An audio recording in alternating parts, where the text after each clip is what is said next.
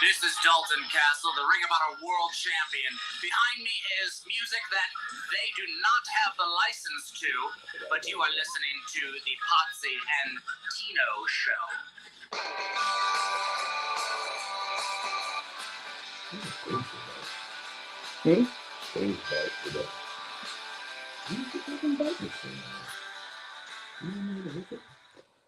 Ladies and gentlemen, boys and girls, children of all ages, the Pots and Pans Network brings you its tag team champions of the world, the Potsy and Tino show. Tino says that the screen is too dark.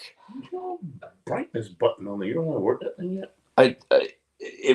It'll drain the battery if I do. All right, well, I can't help you with shit. Okay, go ahead. It looks fine. I can't see it, but go ahead. Pull it up on YouTube. It looks fine. Oh, it's on YouTube. I can't see shit on the screen. Yeah, well, I can see fine. Okay. And I don't know where the brightness button is. That's what it is. You don't know how to work it. I thought so. Our theme song, as always, is brought to you by Adam's House Cats, called The Wrestling Song. It's available on iTunes for 99 cents. We do know that AEW and NXT are both going live right now. Tino was running a little bit late. And then after that, I did personally slow us down a little bit more when he got here. Yeah. So, Tino, we always start the show with a segment. Do you know what that segment's called? I can't read it. It's not up there yet. Okay. Do you know what it's called? It's called Potsy and Tino show. Subscribe to the show. Oh, so you can read it. So Barely. shut the fuck up. Barely. I got to memorize this. You always put up there. Oh, look.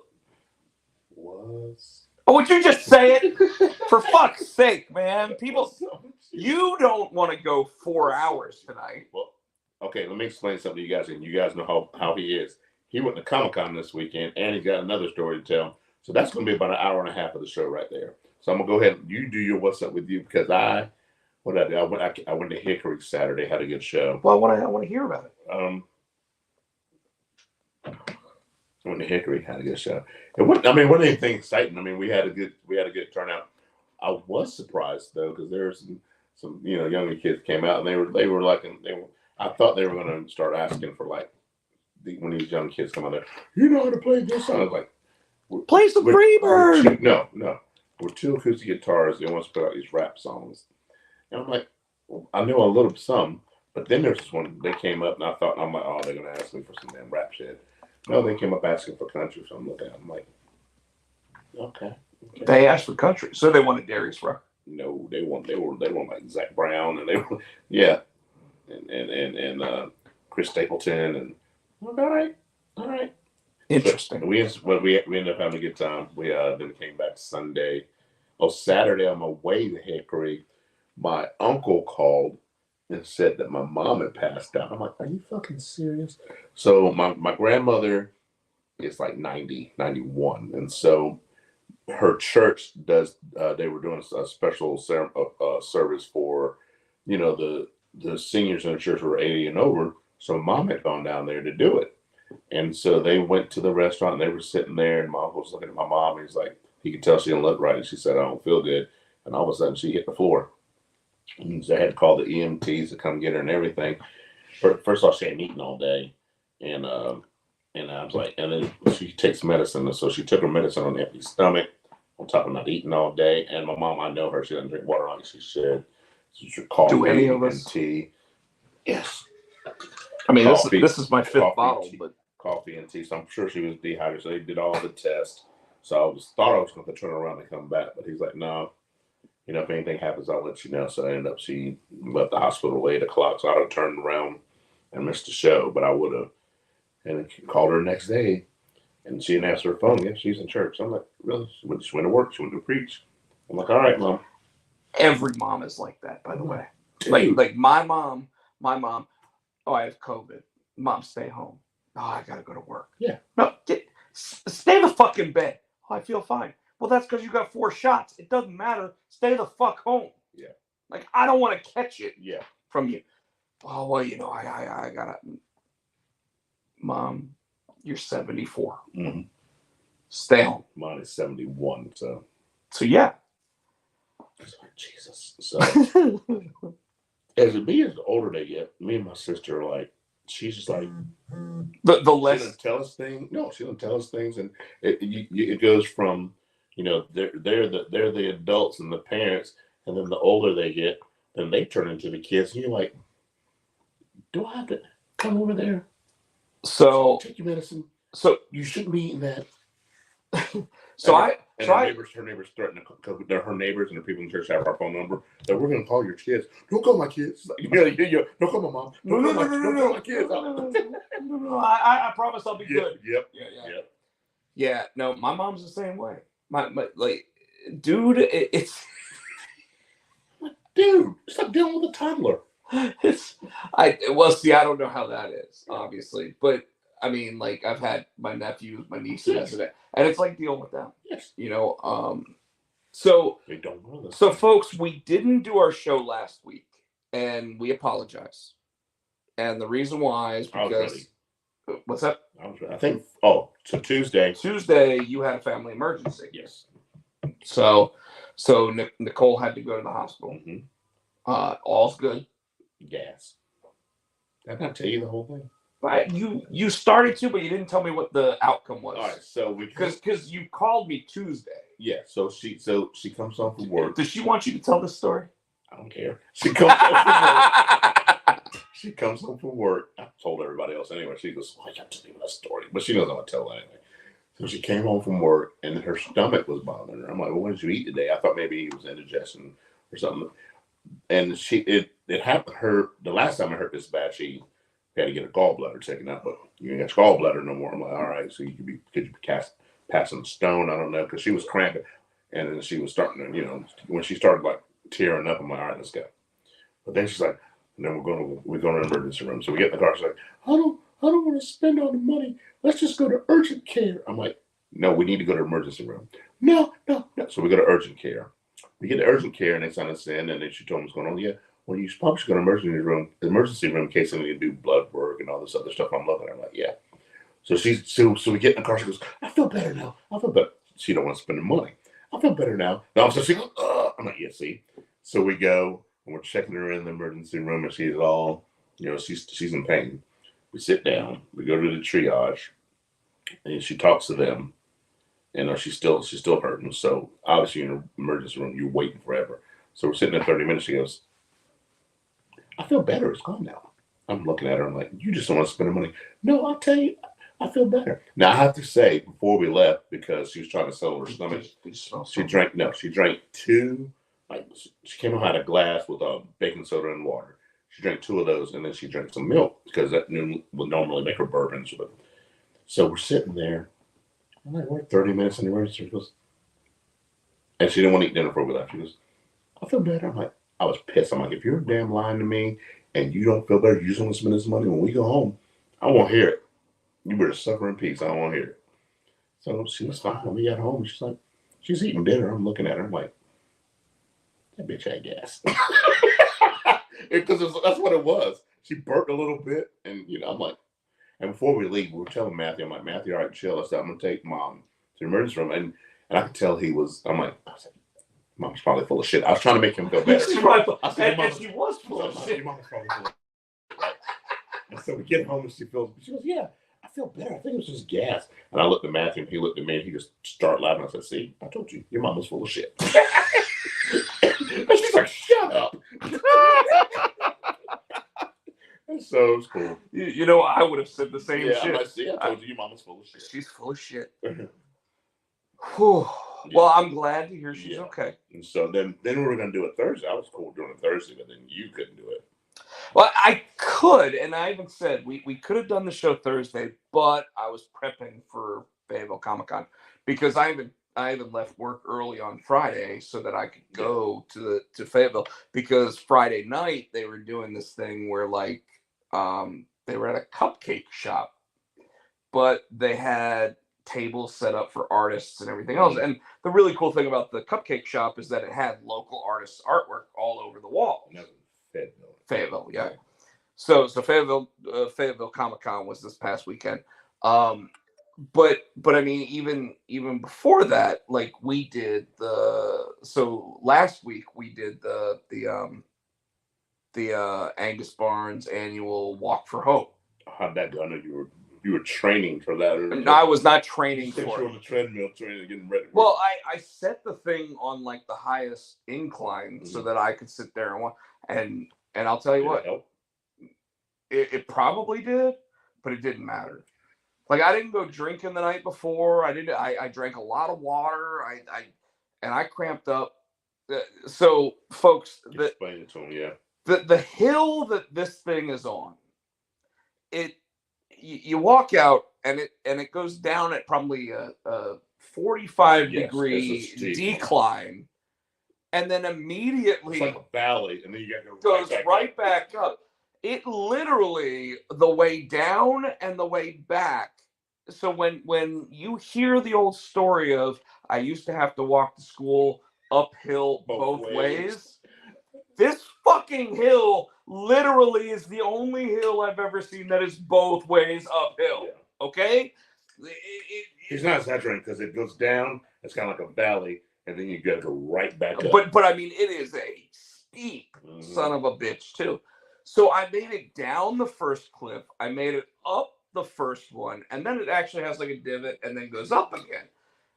And my legs cramped up so bad. Like, I've never had cramps like this. And I was like, I'm done. And you know, Shane is sitting there and he's like, really? And I kept walking. And I'm like, I'll keep going as far as I can. But if it gets worse, I'm done. So so from the Angus Barn to Fred Anderson Toyota is about 3/4 of a mile. Yeah. So I made it the 3/4 of a mile, and I was joking with Fubar and his wife Krista, and Krista didn't want to do the walk at all. Now, first of all, let me start by saying this. We got there at like 9:30 in the 9:15 in the morning, so we could. When was it? What day was it? It was Sunday last week. Okay.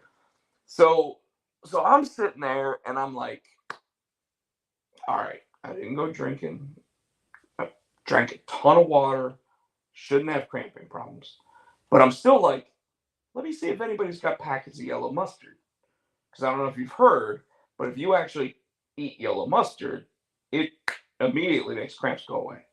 I've never heard and it's fucking insane how well it works. I've never heard that before in my life. So last Christmas, I'm sitting there, everybody's getting their food and everything, and I was really dehydrated, but I'm sitting in a chair, and all of a sudden I go to put my legs up in the chair, and I was like, holy shit, I got a cramp.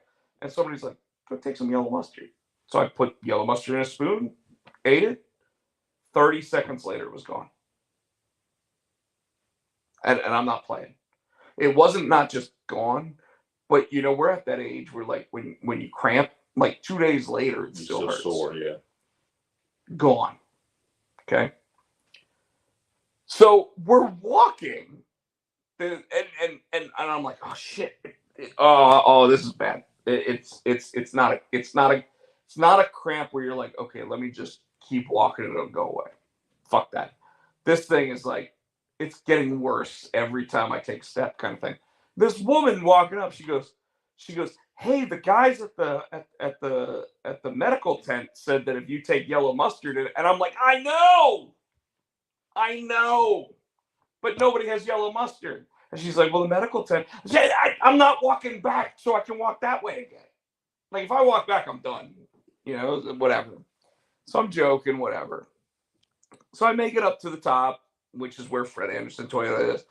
And I'm like, okay, that's 3/4 of a mile. If I walk back, that's 1.5 miles. Fuck it, I'm done. You know, I'm not doing the whole 2.5, 3 miles thing. Like, fuck it. I just, my this leg's cramped up. All of a sudden I start walking back. This leg cramps up. I'm like, I'm fucking done. I'm done. So I'm like, whatever. And this is why in that box right there. You got new underwear? No, the underwear's on the right. Okay. In the box that says Rings of Power, yeah, there are these ankle weights, so that when I'm walking on the treadmill, I'm walking with 10-pound weights around my legs. Gym. What? Just go to the gym. I'm not going to the gym. I'm not paying for. I have a fucking $1,000 treadmill right there. Anyways, so I bought weights to put around my legs so that when I'm walking on the treadmill, like this way I don't have to walk at like a steep incline. I can just sit there and walk. Right. And worst case scenario, I won't put them on my legs. I'll put them around my wrists. And so that way when I'm walking like this, I'm actually working out my arms. Okay. Like, why not? Right? So, and like I said, it's like 15-pound weights or whatever. So it's like nothing crazy or whatever. But it allows me to sit there and do everything from home. So anyways, so I did that. They raised more money this year than they've ever raised for that foundation, which is for mental health. So that's great. But this week, you already said it. We didn't do the show last week. This week I had Fayetteville Comic-Con, so it was like, okay, Tuesday you couldn't do it. Thursday came around and I was like, hey, I have to pick up something from Best Buy. We could do the show. I probably shouldn't because I got to pack and get the comics ready and everything else. So it's up to you. And you said no. I'm like, all right, cool. It's good. So I'll sleep by 9:30. I ended up watching. Tired. I ended up watching the new Halloween movie. I haven't seen it yet. Shut up. And Matthew, that's not wanting to watch it on Peacock. He wants to go to the theater. I'm like, little bastard. But then he came home. He's on the hey, I'm only got all A's, so I'm gonna go to the movie theater and see it. Yeah, it's not worth it. Well, go see a better movie. No, that's what he wants to see. So the very beginning of the movie. I'll slap you in the mouth. No. I'll put it this way. There's a kid that's getting babysat, right?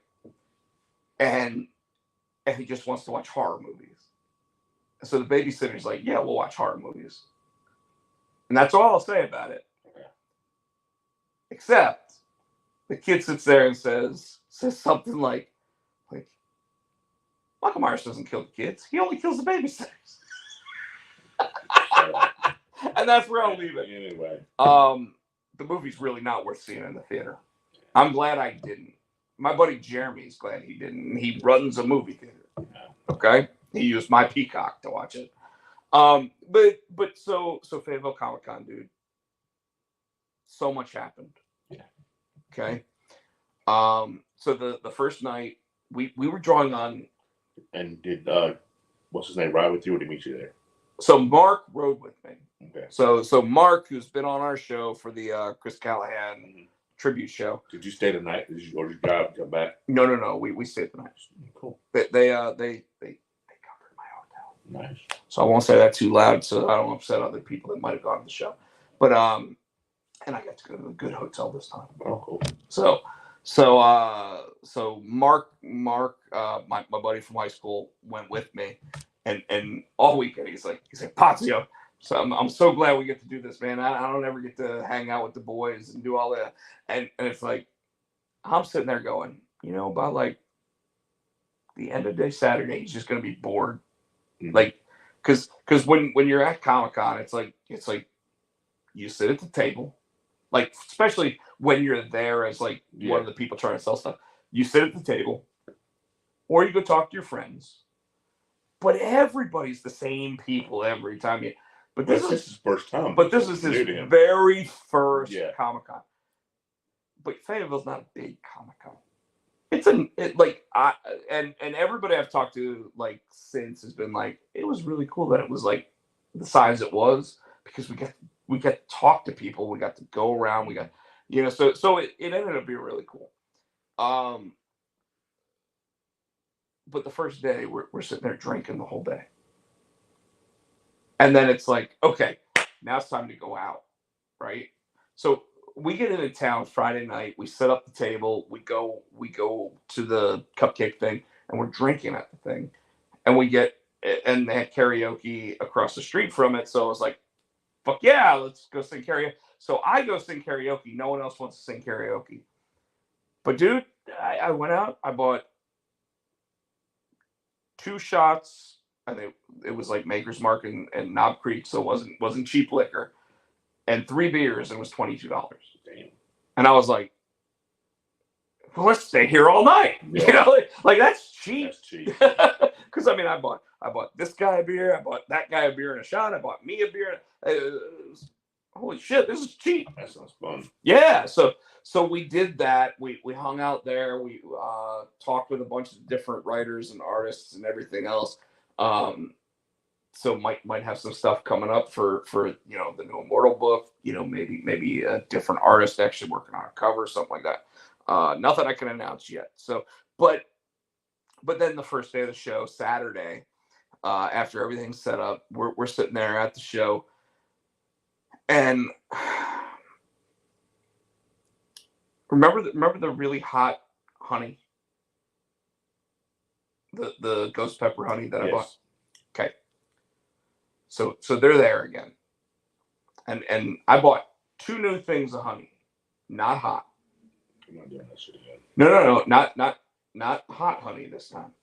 I bought apple brandy honey. Mm-hmm. It's fucking amazing. Like I can't wait to put it on some food. Okay, or at least put it on like I like to do peanut butter toast with honey. Mm-hmm. So the apple brandy honey on that will be phenomenal, right? But then I also bought this stuff called blue honey. Okay. So North Carolina bees apparently once every like 5 years pollinate enough of this blue looking stuff that they make blue honey out of. So it is super rare. Right. And I bought a thing of that. Okay. But later on in the day, we're all sitting at my table, and dude from the honey thing is walking by, and he's laughing. We're all like, what the fuck's he laughing about, right? Well, apparently, a couple of the tables down from me, he let them try Carolina Reaper caramel. Okay? The hottest commercial pepper on the market. Yeah, no. And I look at Mark and I'm like, Mark, you didn't do the wing challenge with us like you said you were going to. You want to go ahead and partake? And he's like, oh, hell no, Potsy, I ain't doing that shit. Fuck that. No, I ain't doing that. And I'm like, this motherfucker. Because the guy's got it. But the thing was, the candy is this fucking long. And it's that fucking thick. And it's a full piece of caramel. Nope. Okay? So I'm like, Terrence, do you want to try it? Because the people that were with me were my buddy Chris Edge, Mark, Terrence, Chris Marusa from Ruckus. They all say Friday too? Well, they were there Saturday. Most of them were there Saturday and Sunday. Edge was only there Saturday. Everybody else was there Saturday and Sunday. So they're all there except for Chris. Chris isn't sitting at the table, and Chris is always like, "I'm Cuban. I'll fucking do it." But he wasn't at the table, so I'm like, "Terrence, you gonna try?" And he's like, and Mark's like, "Oh hell no, Potsy, I ain't doing that shit." So finally, like I was hearing these other people talk about it, and I'm like, it can't possibly be that bad. So all these people are sitting there saying that they cut it like into chunks or what, and I just said, give me the damn thing, and I just shoved the whole thing in my mouth. Dumb motherfucker. Mm-hmm. Wish you hadn't done that shit, don't you? Worst fucking decision I've ever made in my entire fucking life, Tino. Because first of all, let me put it this way. So I got a cut right there on my finger. You can see it. Yeah. Right? So I got a cut right there on my finger. So I opened the wrapper. Now, dude didn't give me gloves or nothing. So it's not like the Pocky one chip challenge or none of that shit. Like this is literally like, and by the way, it's probably just as bad as the Pocky one chip challenge. I know that either. I'm not doing that. Like this is the last time I'm doing any of this stuff. Like if Shane had been there, he would have done it with me. Mm-hmm. Right? But I told Shane afterwards, I was like, hey, I'm going to get you one of these. And he's like, I'm not doing it if you don't do it. And I'm like, I already fucking did it. I'm never doing it again. You know, like never. I'll put it this way. Caramel was like this fucking like that long. 2.5 inches long by like 1/2 inch thick. I shoved the whole thing in my mouth and I immediately started chewing. But my finger was burning. I could feel it. In the little cut in my finger, it was stinging. So they call this a stinger candy, by the way, right? So I'm sitting there and I'm like, And I'm like, okay, it's not so bad. And then I realized every time I exhaled, it got worse. Kind of like number 8 Yep. out of those wings that we Yep. ate, right? Got worse, got worse, got worse. To the point where everybody's like, Rob, you look like you have a sunburn. While it's still in my mouth, I'm still chewing because I'm trying to swallow it as fast as I can. You spit it out. I couldn't swallow it. Spit it out. So I did spit it out. But like half of it went down because, it was chewed up and just went down. For 45 minutes, I'm sitting there and I can't touch my eyes because all my fingers touch the candy. Can't touch my eyes. So I'm sitting there going like this. I'm grabbing my shirt and I'm like going like this to dry my eyes. My eyes are so red. Like I can't even like I look like Cyclops from the X-Men. Okay, that's how like the entirety of my eyes. I just wanted to film your dumbass doing that shit. So nobody did, which I was shocked by because like everybody's watching me do it, and I'm like, I'm sitting there and I'm trying not to exhale, like I'm trying to breathe out my nose to prevent like, and the dude from the honey place goes, "Are you okay?"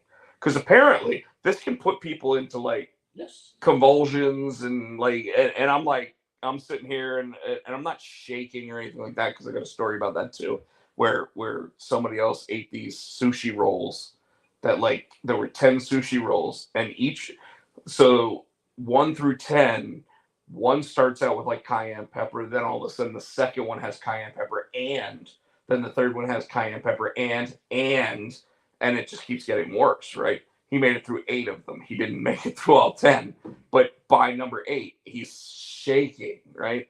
So I'm sitting there and I'm sitting there trying to breathe and everything else. This is at like 6:00. The convention's closing at 6 on Saturday. There's other stuff going on. We're supposed to go see a band play because my buddy Bernie, who runs Dragon's Lair, his band Fear State was actually playing a set with the chick from Farscape, Gigi Edgley, was actually the co-singer at it, which is pretty awesome. But every time I would try to drink anything, I could feel where the caramel was in my, like, still going through my digestive tract, because when the water hit it, if I was drinking water, it reignited it. So all night I'm sitting there, I'm like, let me get a water with ice, and I was like, let me get a beer, but let me get, because the bar that we went to was like I could walk to from the hotel. So I was like, let me get a beer.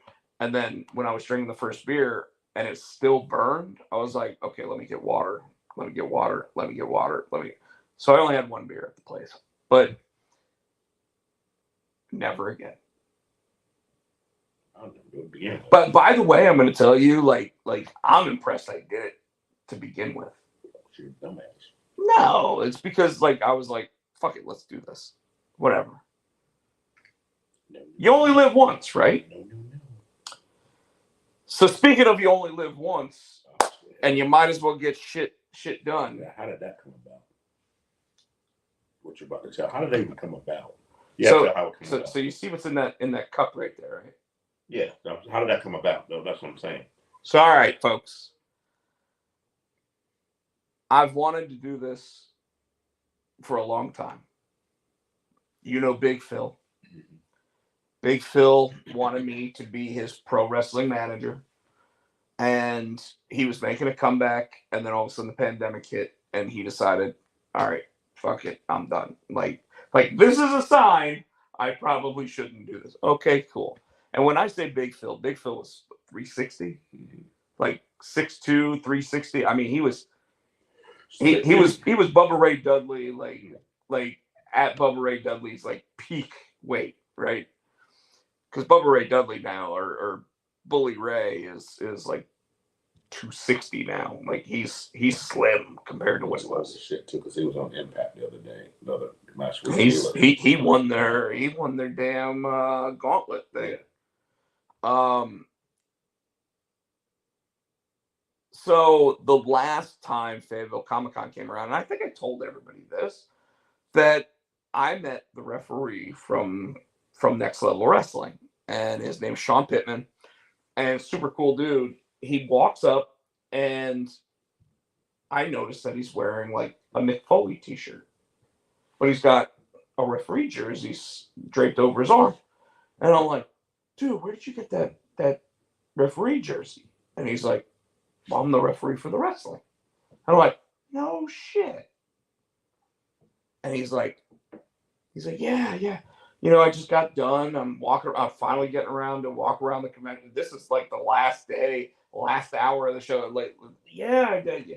And I'm like, dude, I've always wanted a ref's jersey. And you know that I have. Like I've been like, how do I get one of those? Like, I need to get a ref jersey. I used to wear my Patrick Foot Locker. I used to have a ref jersey. Right. So I'm like, I really want one. You know, I'm sure. Well, yeah. But you know how it is. Like you want to figure out the cheapest way to get one. You know. But I'm like, I was, you know, when I would do like Madden launches and stuff when I worked at GameStop, I was like, man, it'd be cool to be the ref. You know, because it's like, oh, you can wear your jerseys this week. It'd be cool to be the ref. You know, like, and could never get one. Anyways, so he sits there and he goes, tell you what, I've slimmed down quite a bit. I probably have my old one in the back. You think it might fit? Tells me what size it is. And I'm like, yeah, it should fit. Shouldn't be a problem, whatever. And he's like, well, I'll tell you what. End of the show, I'll run over there. I'll grab it, bring it over. It's yours. And I'm like, no fucking shit. and true to his word, went back, grabbed the ref jersey, brought it back over, handed it to me, and I said, you know, it'd be really funny, you know, because I'm a big fan. If you took a ref bump and then I ran down and did the run in and was the ref and made the 3 count. And he goes, oh, dude, that'd be awesome. And I'm like, it really would. And he goes, you going to be here next show in October? And I'm like, yeah. He goes, we'll talk. And I'm like, all right, whatever. I hear this type of shit all the time. Everyone's like, yeah, we'll do this. We'll do. Well, come to find out that my buddy, the unfiltered Sean Cruz, is a local wrestler who's in the main event. And Sean Pittman is the referee for the main event. So I sit there and I'm even talking to Sean Cruz about it. And Sean Cruz is like, yeah, Potsy, we can set something up. I'm like, all right, cool. You know, whatever. Nobody's going to really do that, whatever. Well, Saturday, both of them come up to me and they're like, you ready to do this? Did anybody take this? Oh, yeah. Yeah, Mark's got the whole thing on video. All right. So tell me how to see this. I have to get it. But so I'm gonna kayfabe y'all. Okay. I got to go backstage. I got to see them actually like describing how the match is gonna happen. Because Darth Vader came down during the match and actually like forced choke slams the one dude. You know, so he made him run the ropes using the force and everything. It's a Comic-Con, man. That's what happens. It's so great. Is what it was. So we're doing that, and I'm sitting there, and I'm like, this is so cool. Like, and then Sean's like, all right, Potsy, come here. This is how your thing's gonna go. So Earl Hebner was at the show. He was. That's cool. But Earl Hebner left early, so they all knew that Earl left. But the plan now, because I said I wanted to be a heel ref, I was like, I want to be heel. So Sean Cruz, who's the heel in the match, gets reverse whipped into the corner, and the referee Sean is in the corner, and Sean Cruz stops in time, and he's like, you know, and like pats him on the chest and everything. And while he's patting him on the chest, the other dude comes in to clothesline him in the back of the head. And he steps out of the way and he clotheslines the referee. So Sean takes the ref bump. Well, now Sean Cruz, the wrestler, sits there and does his finisher, does a Death Valley driver and everything to Bobby. I can't remember what Bobby's last name is. But puts Bobby out in the middle of the ring, and Sean goes to cover him. There's no ref. So then he gets up and he's like, well, who are we going to get to ref this shit? So he goes and he climbs in the corner and he starts going, is Earl still here? Can we get Earl? Now remember, Earl left. Well, Earl was sitting with like Lisa Marie Varon. So he was still there. No, he originally was. Right. But Lisa Marie Varon knows that Earl's not there, but she's not in on the gimmick. Oh, shit. So she comes running down and she's like, Earl's not here. And at this point, like, originally I was like, I'm going to run up and I'm going to slide in the ring. I wasn't sliding. The damn ring was like felt like it was like 6 feet off the ground. I'm like, ain't sliding there. So I climb up. I'm like, Sean, I got this. Look, and I'm wearing the ref. And he's like, and he runs down and he pins him. And Victoria is sitting there and she's like, should I count 2? So she starts counting and she counts 2. I count 3 and dude like kicks out, right? So he's like, oh. And she's like, how did you count 3? I'm like, I counted 3 because I'm the heel, right? I'm like, it counted 3. And Sean's like, so I'm the champ? And I'm like, bring out give me the belt. And I'm doing all that. And I hold his hand up and he's like, Potsy, I can't believe it, we did it. And he's like giving me a big hug and everything. And I'm holding his hand up and Sean gets up. And Sean looks at me and goes, who are you? You're not a referee. What are you doing in here? And I'm like, hold on. Can I at least tell everybody to come to my table to buy my stuff? Ass. And he goes, yeah, but get out. They even had, so it had to have been the promoter's daughter, but they had her dressed up as the promoter. So he's bald with like this long goatee, and she had a bald cap on and a drawn on goatee, and she came out and she's like, but you can hear the voice going, the winner of the match and new next level, and it was the promoter's voice because he was backstage actually using the microphone, but she's like. That's funny. So freaking cool, man. And then I got done the match, and I'm like,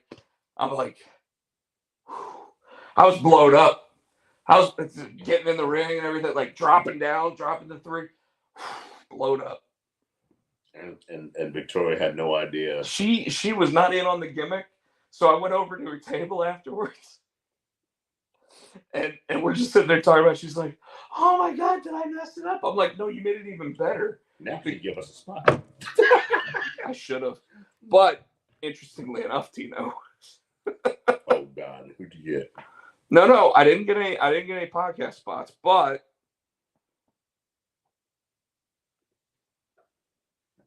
look whose phone number I got. Is that real? Oh yeah. What? She gave me her phone to type in her phone number and said, now send yourself a text message. Wow. So I'm going to help her with some promotion stuff. Creating a print for her and actually trying to get her to start doing like, who I'm talking about, folks. I'm talking about Lisa Marie Varon, who was Victoria in WWE. By the way, if you're a friend of the show, go ahead and start hashtagging Lisa Marie Hall of Fame because we need to get her in the Hall of Fame, right? But I was like, you should bring T-shirts and stuff to the shows, right? And she's like, every time I do, they don't sell because like I either bring the wrong ones or I don't bring the right sizes or what. So I was like, well, why don't you pre-sell them on your social media? She's like, I need you to help me like do that. So, okay, cool. I'll design a shirt for you. I'll do all that stuff. Like fuck it, yeah. Like Awesome. why not? So her and Gigi Edgley, who was in Farscape, blonde chick that was in the old sci-fi show Farscape. She noticed that the print that I did for Darth Vader, she was like, "That's beautiful." You know, the Darth Vader and the Obi-Wan show. Oh, the Obi-Wan show. So the Obi-Wan show, I did a print for him. So it's got Demetrius's face and it's got Darth Vader's head on it. And she was like, "That's beautiful. Could you do one of those for me?" I'm like, "Yeah. Here's my card. Reach out." So I'll reach out to her because obviously she probably won't reach out. But like both of them were like, "Yeah, you want to do something?" Yeah. That's cool. So Let's see if she remembers you then. Which one? Victoria, listen to me. I'm gonna message her tomorrow. Oh, okay. So I'll be like, "Yeah, I'm the guy that gave you the chrome marker and everything." Yeah, she'll remember me at this point. Dude, we've been to like 5 different shows together, and every time, like now she's like, "Oh, it's you! Give me a hug!" Blah blah blah. And she tried the hot honey, by the way. She didn't do the caramel, but she did try the hot honey. What did she say? Oh, the hot honey. She was like, "This really cleans out your sinuses." That's funny. That's cool, man. So this weekend was great because my story, my superhero story, one of the artists there was like, "Yes, I want to work on that." Which one was it? Yes. We'll talk offline because obviously I can't give away too much stuff about it. Remember that. Yeah, you'll remember it. Okay. It had an artist attached, but the artist attached dropped out for whatever reason. But he wants to do it, so I'm gonna start looking at the scripts and actually updating them to make sure that they're solid. I got 2 more pages of Immortals, so I've been coloring those this week. So lots of stuff going on. Yeah, and the show was a fun show. I literally got to sit next to a guy by the name of Jim Shooter. You might not know the name, but when the Black Suit Spider-Man came out, he was the editor-in-chief at Marvel Comics. Okay. He got his start in comic books when he was 13 years old. Wow. He sold his first script to one of the comic book companies, and it was Marvel or DC because there weren't any other ones back then. But he sold his first script when he was 13 years old.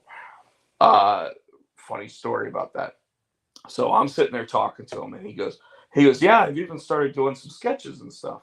And I'm like, "Really?" So I start looking through it. I'm like, "The sketches aren't bad. Like to start sketching when you're 60 something, whatever." And I'm like, "They're not bad." And he goes, "Yeah, I kind of got tricked into it." And I'm like, "Really?" And he's like, "Yeah, I got tricked into it because I was sitting there with the 2 artists from Secret Wars. So when they introduced the Black Suit Spider-Man, he's sitting there with Mike Zeck and John Beatty, the penciler and the inker from that." And he's like, "So I do, like, it's during the pandemic, so they only let 3 people into the comic shop to sign at a time. So I'm done signing, and these guys are taking 40 minutes to sit there and do sketches and stuff." So the owner of the shop comes up and he's like, "Hey, you want to do some sketches?" And he's like, "Yeah, I why not? I do some sketches, whatever." So he starts doing little like Spider-Man head sketches and stuff, and all of a sudden the guy from the comic shop walks up. He goes, "Hey, can you do more of them?" And he's like, "Well, I did 4. Like, how many more you want?" And he's like, "Well, I just sold those online for $100 a piece. So yeah." And he's like, "I did those for you." And he goes, "Yeah, but I'm a shop owner, so I was gonna sell that stuff." And he's like, "Asshole," right? So he's sitting there the whole time. And then, by the way, folks, I'm sorry we haven't gotten into wrestling, but I really didn't get a lot of time to watch wrestling. I watched most of it this week. But I didn't get a lot of time to watch all of it. But anyway, he's like, "So," and this is where the story I think gets funny, because I'm a writer, I'm an editor, I draw covers, I do stuff like that, and he's a writer and he's an editor, and now apparently he's doing some doodles and stuff. But he sits there and he goes, "So I get home from that, and my agent calls me, and she goes, 'Hey, I heard you've been doing sketches.'" Uh-oh. And he's like, "Yeah, never again." And she goes, "Oh, no. You're sketching all the time now." And he's like, "Well, but I'm a writer. And she goes, yeah, I heard how much they made off of your sketches, and I need to make some money. So you're going to be sketching and all these. So he's like, so I guess I sketch now. And he goes, but I don't want to be sitting there next to, an amazing artist like Mike Zeck or John Beatty sitting there doing their stuff, knowing that they're amazing artists, and I shouldn't be doing that. And I was like, so what you're saying, Jim, is that because you're an amazing writer and editor, I shouldn't be sitting next to you trying to sell my writing or my editing books? And he goes, I see what you did there. Super cool dude, man. Like every time I've talked to him, he's just so down to earth. No, and I was like, so have you retired? And he's like, oh no. Like most of the stuff I do just because it's for fun. Like I don't ask for payment or anything. Like because a lot of the places are like, I can only pay like $12 a page to pay you for it, and it's like, so I might as well do it for nothing and ask for like percentage of profit or whatever. And I'm like, hey,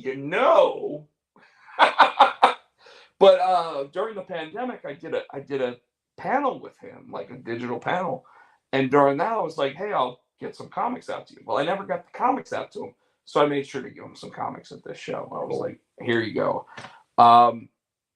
One last thing I want to talk about, and then we can get into wrestling. I like to talk about this type of stuff. I love talking about the comic book world and me trying to, make my way in it and everything else. But at this show, there was a young gentleman by the name of Steven who walked up and he was wearing a Superman costume. And Edge is sitting next to me on one side, Mark's sitting next to me on the other side. And this boy Steven comes up and he walks up and he goes, I want to let you know that you inspire me. And I'm like my fart jokes in my comics like inspired, like, yeah, I'm not saying that, but I'm like really, what, how, like, what? So he started going into his story, and his story was how he was born with fetal alcohol syndrome. Okay. So for those that don't know, it's basically your mom continues to drink and is an alcoholic during the time that you're in the womb and everything else, and basically you're born slow. Mm-hmm. A lot of the people, their eyes are too close to their nose, and all this. Like, he looks perfectly fine, everything else, but he's like, my entire life I've been looked at as slow. People made fun of me. People talk down to me. They think that I'm stupid and everything else. And that's not really the case. I'm just a little bit slower because of the situation of how I was, like how I was born and everything else. But your comic inspires me. Junior high horror. Yeah. And he's like, he said, why? What about it inspires him? He said that the kids overcome adversity. Gotcha. And they all look a little different. They all act a little different. And dude, the entire time that the kid's talking, I'm sitting there tearing up, and I'm like, that's cool. That's awesome. I don't know how to. So Chris sits there and goes, hey buddy,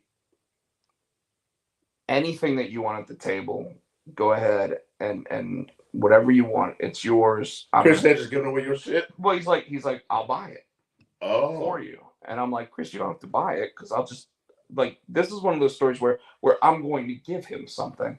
And he's like, no, I still want you to make your money, Rob, but like, I feel like I have to buy it for him.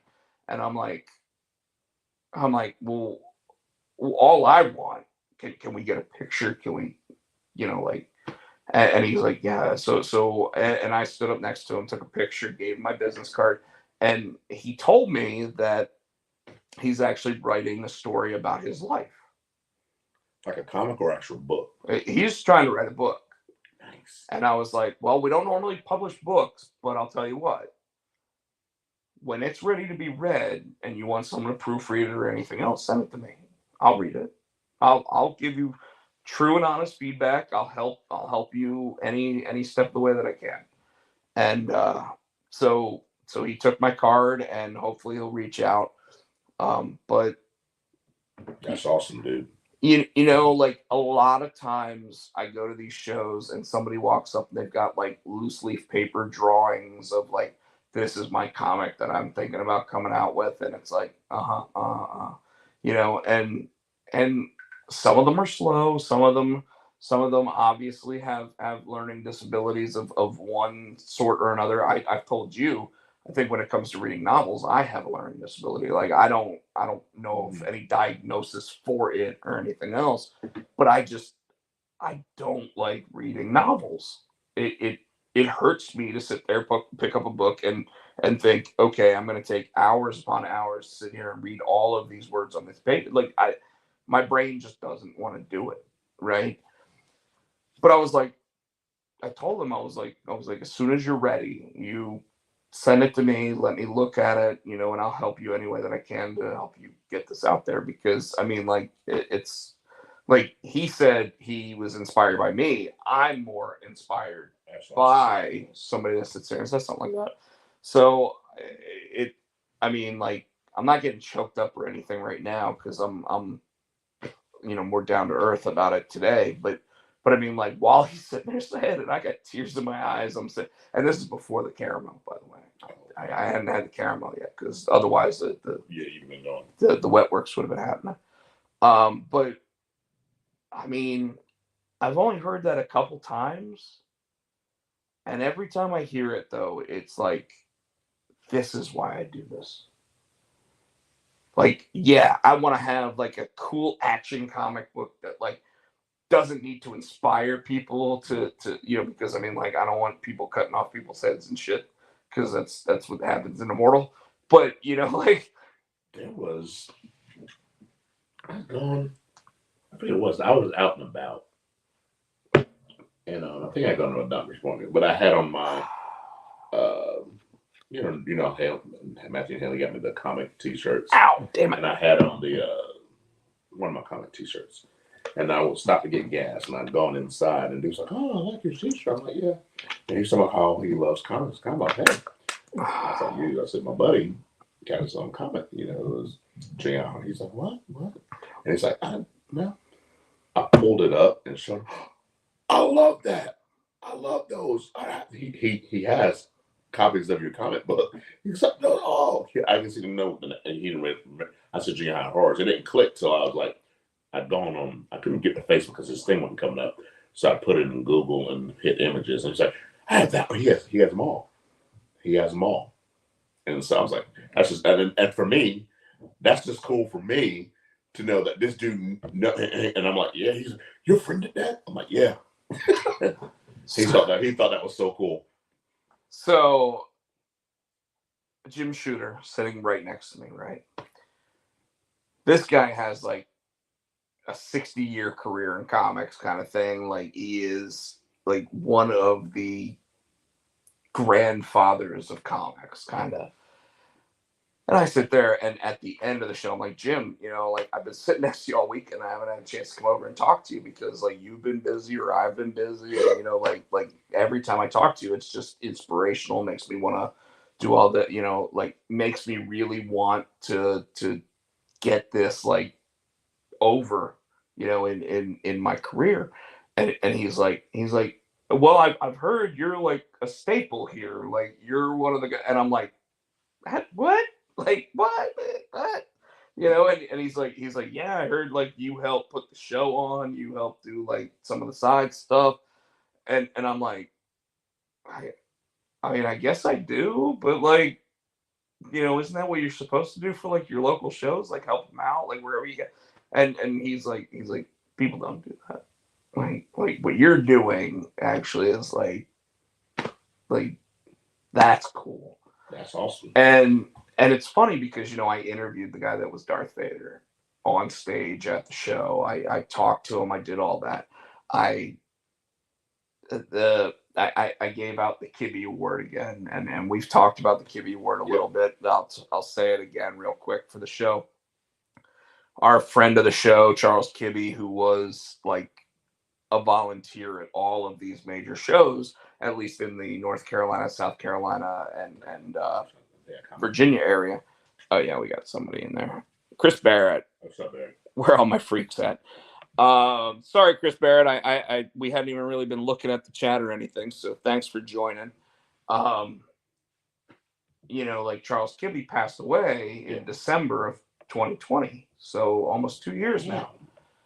And after he passed away, Jeff Kraft, another friend, 6'6". I mean, dude's giant. Yeah. The guy I got my picture with Kevin Smith with. Okay. He basically started this Facebook group that was called Friends of Ginger Kibbe.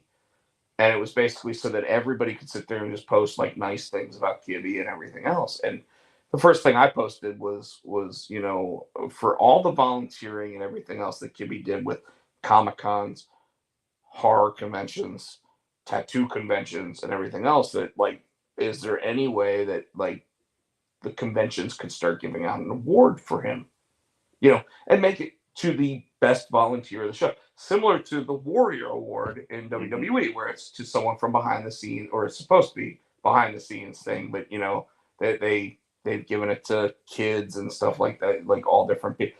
But this one literally goes to volunteer the show.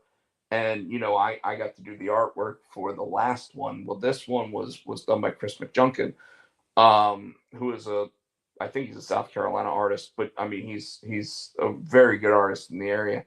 And so they had me go up on stage and actually talk about the award, because Keith, the guy who runs the convention, couldn't be there at the moment. So like I was the one that was sitting there like giving out the award and talking about the award, giving Jeff this moment to sit there and talk about Kibbe and everything else. But like, it was just one of those moments where like, if I hadn't done it, who was going to do it? Yeah. And it's so important to me to give people their flowers.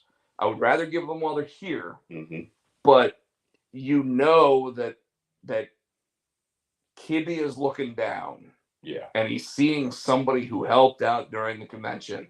They give an award in his name, and even like Heroes Con, which is in Charlotte, they now have like Kibbe's Kids or something like that, and it's all the volunteers. They all wear a shirt that says like Kibbe's Helpers or something like that. And it's because they also wanted to honor Kibbe in a way. That's cool. So the Fayetteville show, the great thing about it is they actually give out the award every time they do the show to their favorite volunteer. The other show actually now like calls their volunteers the Kibbe's Kids or whatever. Cool. So I mean, like it's just really important to me. So it's one of those things that's like just really, really like cool. Chris Barrett says, so through the process of elimination, Rob is now the Dana Warrior of the Mid-South Comic-Con circuit. Yeah, maybe. So it was a fun time. And Mark getting to go to his first convention, Terrence, Marusa, Edge, everybody that came out to join, like we're thinking about making it like a regular thing now, where I actually know next year I might try to. Well, April, like second week of April, we'll some stuff around. We'll be doing it. But yeah, since I'm a staple at the show, How do they have it? I thought it was once a year. So twice a year. They do April and October. So Chris Barrett, you'll have to come down for it. It'll be fun. Wait, you have a friend named? I do have a friend named Edge, Chris Edge. So one not as long term as Tino here, but I mean now 15 years, 16 years. Wow. Yeah. So like the second weekend in April. Like all of I think it's the second week in April. Nicole's birthday is the 6th, and that's her birthday weekend. We'll figure out what it is. We'll figure it out.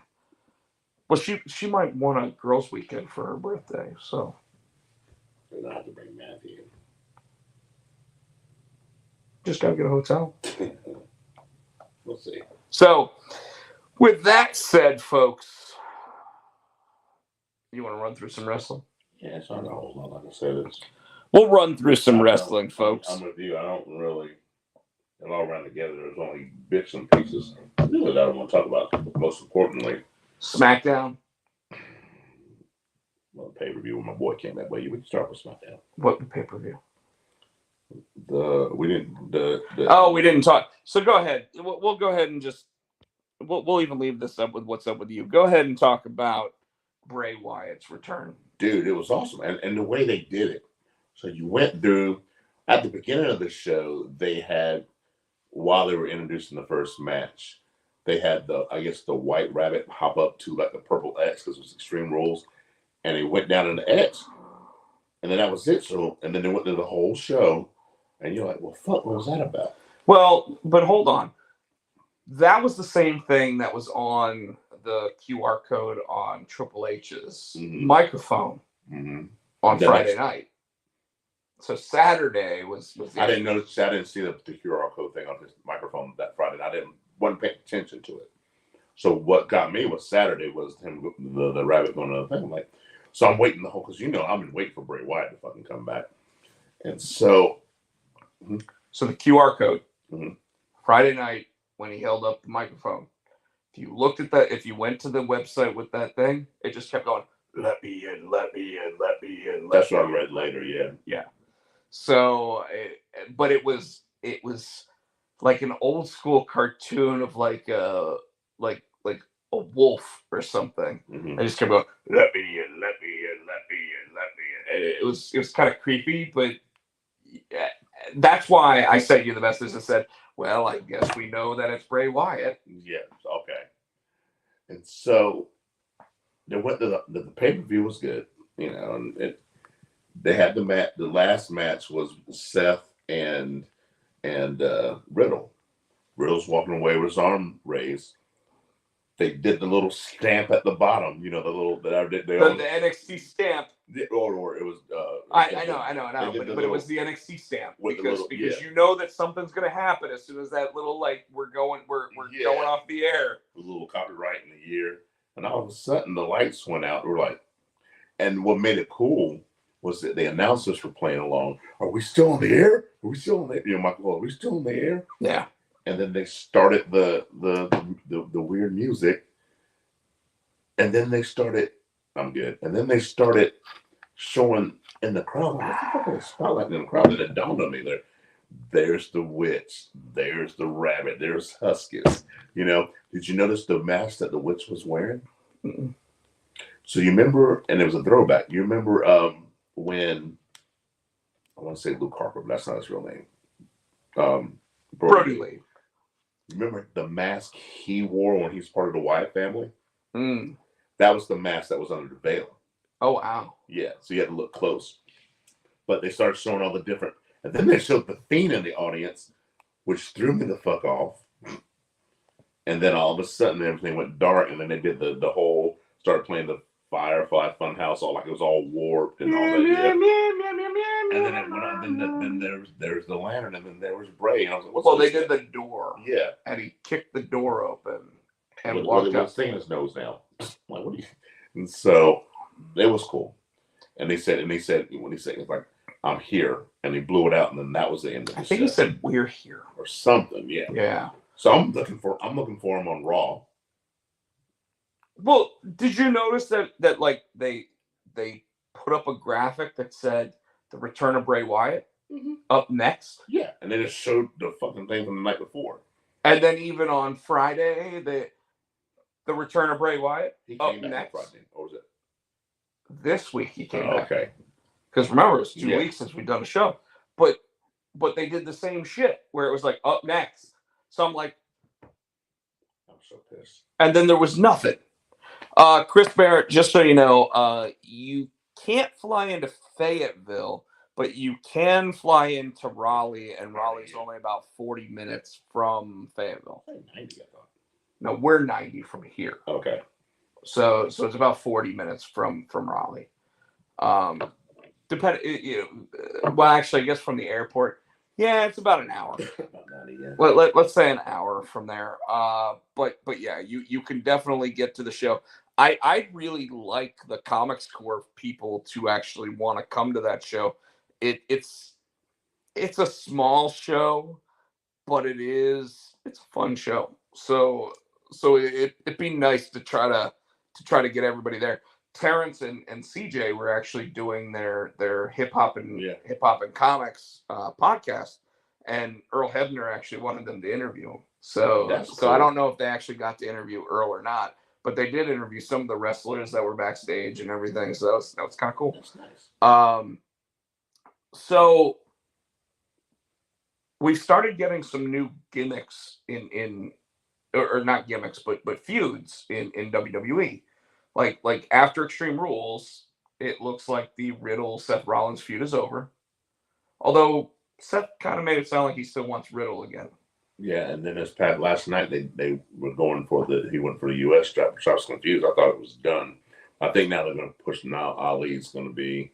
It does look like Ali's gonna get a go at that belt, and it would be nice to see Ali actually win because he needs one. But instead, like 2 weeks ago, Lashley as the champion comes running, comes down to the ring, and Brock Lesnar comes in and puts him in the Kimura. Yeah, now they're going to be at the Clash of the Castle. Or not, yeah, the Saudi Arabia one. What's it called? Crown Jewel. So they're going to be at Crown Jewel, and it looks like Brock Lesnar's down the heel again. Because I don't get the point of this feud. I don't know what they're. I love it because if Bobby can beat him, Bobby gets the rub that everybody always wants from Brock Lesnar. Yeah, and he probably will beat him. I don't know. It's interesting because how many matches has Brock won this year? I don't think he's won. I don't think Brock's staying around. I think his contract is short. I think after Saudi, I don't think he's back. So I don't think he's in for the long haul. That's what I'm saying. So I think he's locked into the major pay-per-view events. Okay. I think that when he left at SummerSlam, they got him there, they talked to him, and they worked out a deal that said, hey, we want you for these dates specifically. We'll want you for Raws or SmackDowns to set up those dates or whatever. But I bet it's for Saudi, almost a year. Royal Rumble, WrestleMania, SummerSlam. You said Saudi. There's only one Saudi. There's normally two Saudis. At least. So I think that it's Saudi now, two Saudis next year, as well as Royal Rumble, WrestleMania, and probably SummerSlam. Not against Roman, obviously, but now's the perfect time to sit there and really pump up Bobby Lashley. That, and I think I would be cool with Brock doing that if they use him to bring up new stars, give him the rub. You know what I'm saying? Well, the interesting thing is Bobby Lashley was on Busted Open, but he was talking about how old he is. He's like in his 40s. Yeah, he's like 42. Mm-hmm. Well, no, I think when he came back, he was 42. So he's been back 4 years. So I think he's 46 now. And yet, I wouldn't say anything negative about him because, well, it's not even just black don't crack. It's that he is a brick shithouse. Yeah. So I mean, like Brock Lesnar putting him over actually does create that superstar that could, and the only 46. Yeah, the unfortunate thing about that though is that I don't think one match win for Bobby, because you know what, Brock Lesnar beat Bobby Lashley because he beat him for the championship. Yeah. One match against Brock doesn't necessarily mean Bobby Lashley gets that rub, but if Bobby Lashley defeats him and then defeats him again, then I think it does. I almost think that I like Lashley as a face, but I almost like him better as that heel, just running roughshod.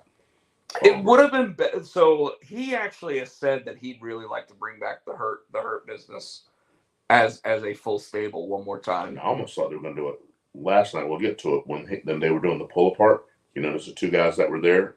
The one guy was like he mushed, and the other guy, yeah, Cedric and Shelton. Shelton, yeah. So they were wearing suits. Like what was going on? Well, Shelton had on nice pants and a t-shirt, and I don't know what the fuck what's his name one? It was like some blue with fur on it. I don't know what the fuck he was doing. He was in a costume. Weird.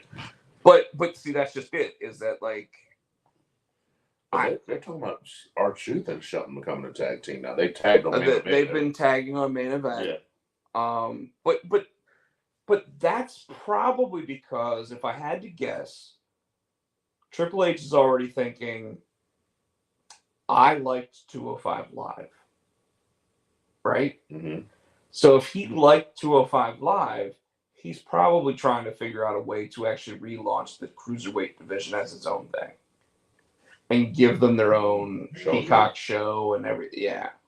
And you might see that like main event or something like that, which isn't even shown in the United States except on Peacock. Which we talked about too, some of the people that he's bringing back.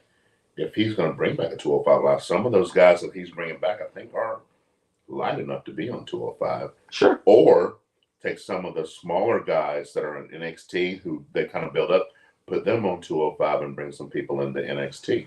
I mean, anything could happen, right? But the idea behind all that is that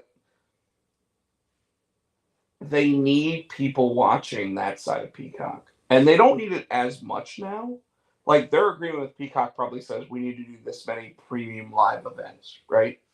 So they need to do a certain amount of premium live events, but at the same time, Peacock also owns USA. Yep. So it's possible that USA is sitting there saying, "Hey, we're thinking about dropping NXT. So what's the incentive to keep NXT on USA? What's this? What's?"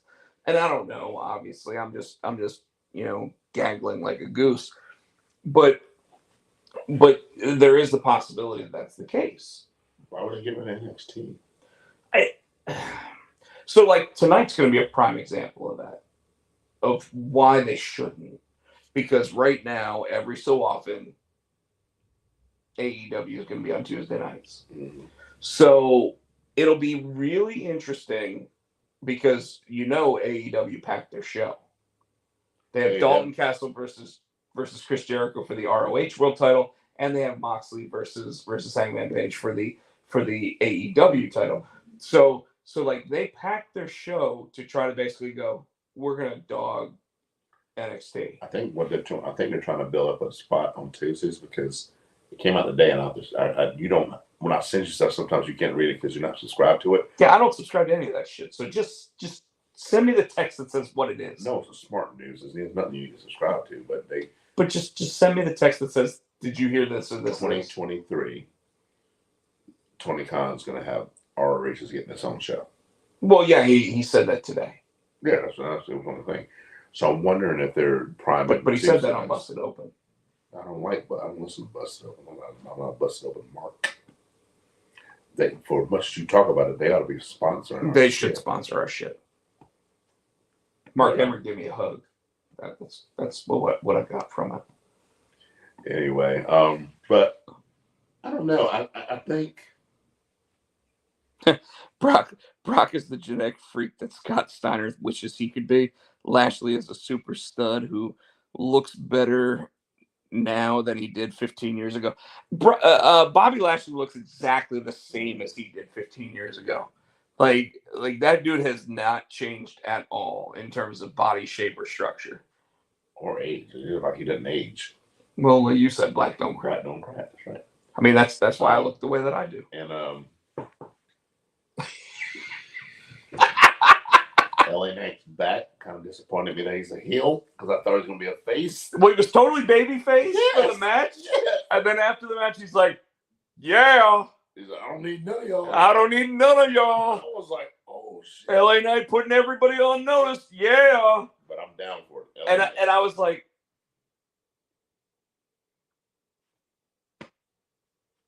he had just turned babyface in NXT. I'm wondering why, though. They've got to have a plan to put him on somebody. I think they know that his gimmick, the way that he is, if they start him as a heel, it's going to be a Stone Cold and a Rock. He's going to be a Rock. He's going to be the guy that as long as they let him go against the right people, he will elevate automatically up the roster, and then he'll suddenly I think that they're immediately going to put him up against people like Ricochet. You had to start. Because Ricochet doesn't work as a heel. You know, like even if they wanted him to, he doesn't work as a heel. So like him against a guy like Ricochet. But what you know, the thing that sucks about today's wrestling is that when you had Stone Cold, you had Mr. McMahon, you had The Rock, you had Triple H, you had Shawn Michaels and Bret Hart that helped launch him. Mm-hmm. You then had Mick Foley, who was able to sit there and elevate him because they were willing to just take the beating, right? Nobody wants to take a beating these days. But it's not even that they don't want to. They'll take the beating. Like certain people will take the Dolph Ziggler. Will take the beating. He took one last night. I'm like, that was he did. bullshit. But I'm going to tell you, JBL's promo last night was off the charts, dude. It was an MJF promo. Well, because he came down cheering, and you thought he was going to be a face, and the first thing he said, he put down Oklahoma.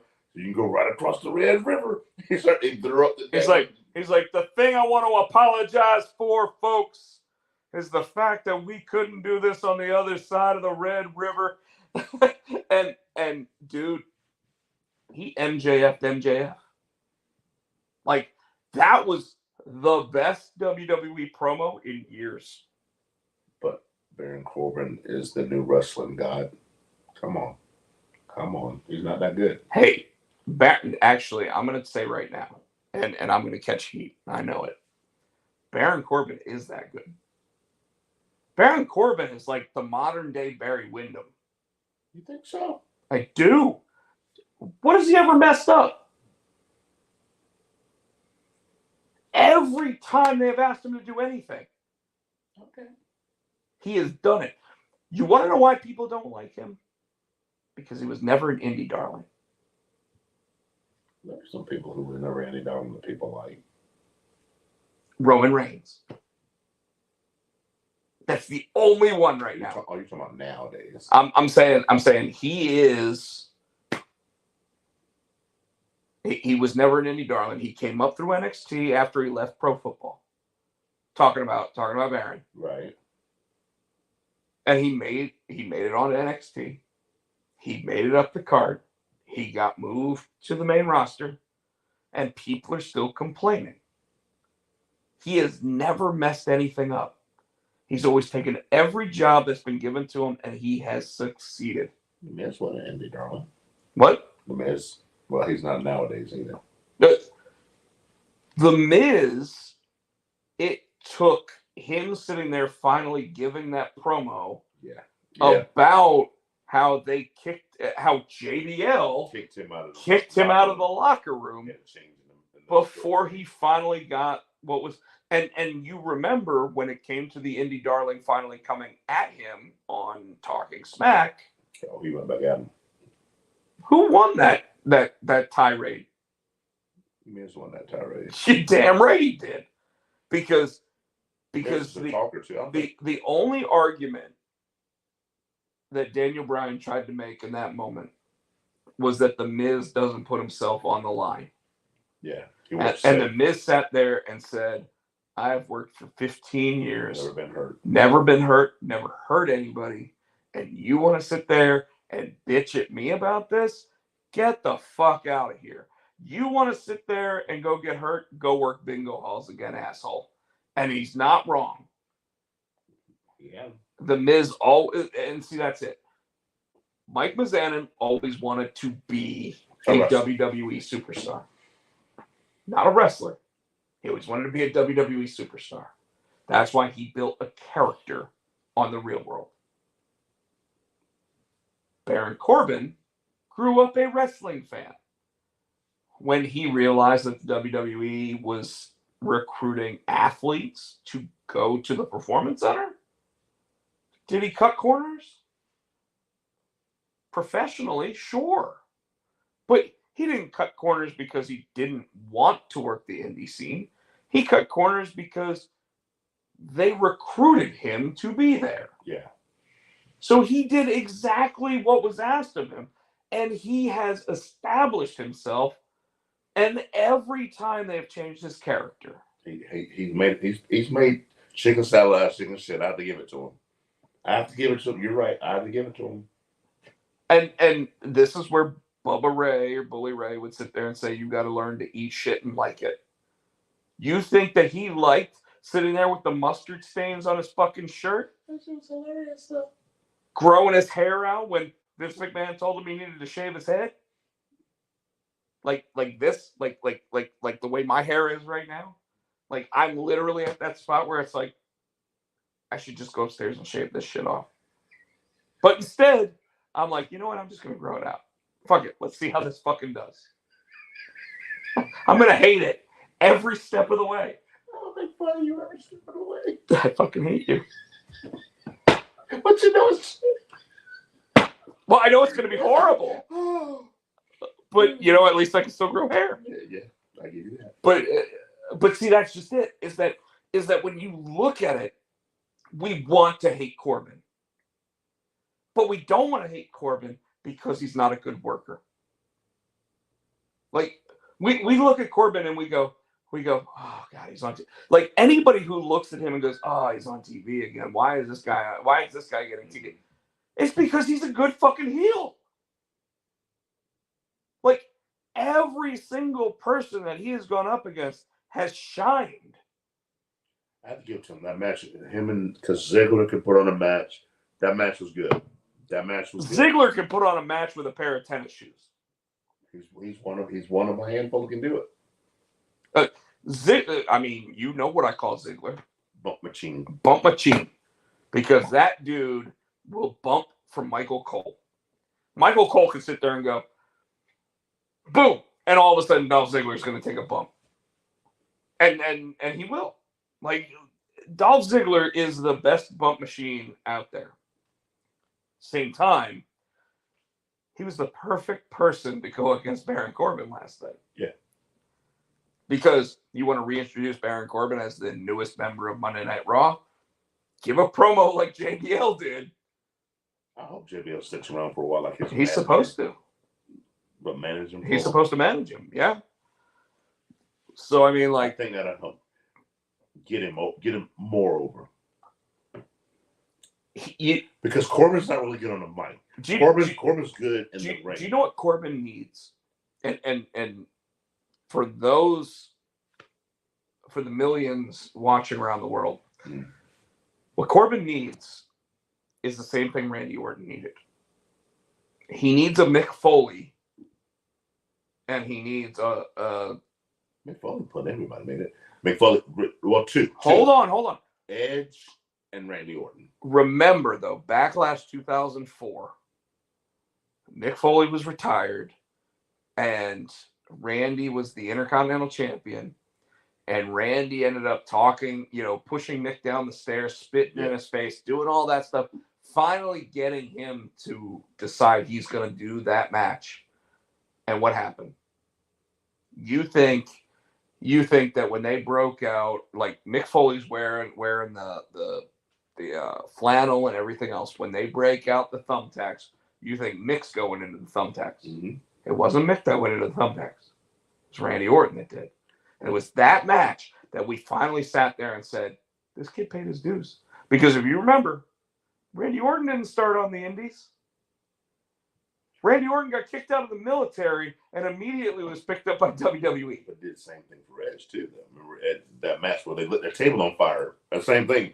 Mick had sense with that shirt. Edge like, oh, he even said, so I wonder why he was wearing that shit. He lit that table on fire. He said, oh, yeah. So, yeah, you're talking about WrestleMania 2006. Mm-hmm. The thing there, though, is that Edge was already a multi-time world champion. I think they were trying to make him that nobody thought he was tough. No, so it wasn't even, well, that's revisionist history. Okay. At that point, he's a pretty boy. He was, but he'd already done tables, ladders, and chairs. He'd already done, you know, like the two major triple threat Yes. tag team matches at WrestleMania and at SummerSlam that we went to. Yeah. You know, so all of that had already happened. So Edge was never looked at as he's not willing to do that. What they wanted to do that year, because Edge went to Mick Foley and actually said, "You never had a WrestleMania moment. Gotcha. Do you want your WrestleMania moment, Mick?" And Mick was like, "Sure." And then he's like, "Okay, get in shape because we're going to do a hardcore match." And that's why they set the table on fire, and that's why they both went into the fire and everything else. And it's because Edge to this day still felt like he didn't have his WrestleMania moment. And that match stole Yes. most of that pay-per-view. Edge and Mick versus Dreamer and Funk. Yeah, I remember that. That wasn't that one of the first episodes of ECW or WWECW as they like to call it. Yeah, those were the days because even there they had like Beulah versus Lita at that point, and that was great. So my feelings with Corbin are there. I agree with you that similar to the Edge feel, but really the Randy Orton feel. Okay. And to believe like anybody who thinks that Corbin is not worthy of being a future world champion is fucking fooling themselves. And they use the excuse to get for. So I'm wondering if there was a plan all along for Corbin to come to Raw because Ray's on SmackDown now. So they're saying since Ray went to SmackDown, that left the spot open for Corbin to come. Sure. So I wonder if Triple H had a plan, or they're just doing trades. Okay. He's flip-flopping the roster some to make it a different program.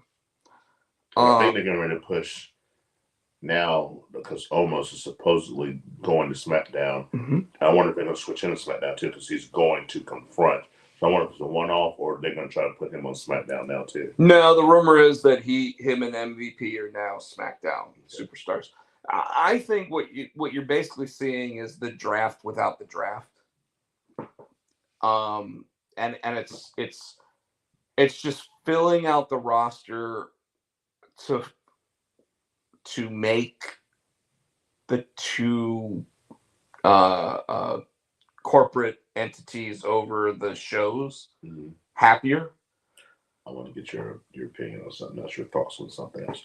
So remember how, and we both said over the past 2 weeks, why the hell is Dexter Lumis stalking Miz? So Monday now, they're trying to, Johnny Gargano goes, well, if you give him what he wanted, he'll leave you alone. They're planting these seeds, and I want to know, the fuck did he do to Dexter or promise Dexter Lumis? So now I'm interested. Are you interested now? No. Or you still not interested enough? No, because and it's because right now, to me, Dexter Lumis is so one-dimensional. But here's the thing, and this is why he's fun, but he's one-dimensional. This is why I'm confused about a lot that's going on now, because now there's so many rumors behind Wyatt, and then this new Wyatt 6 faction. Some people are saying Dexter Lumis is supposed to be able. Some people saying Braun Strowman is supposed to be able. But they're building these other.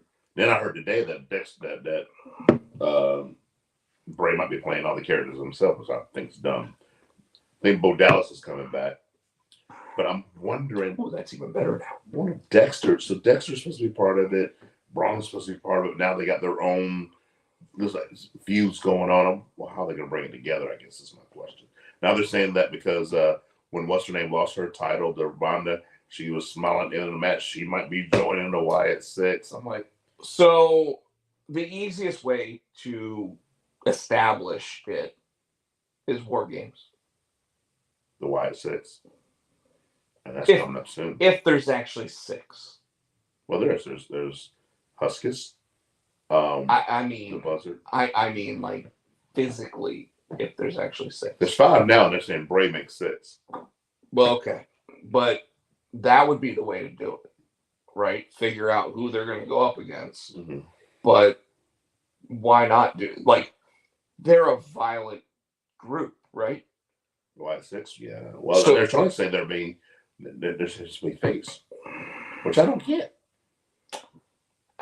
they're babyface because the crowd doesn't stop cheering for them.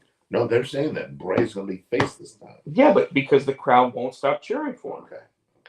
Like, dude, he had a bigger crowd reaction than Cody at WrestleMania.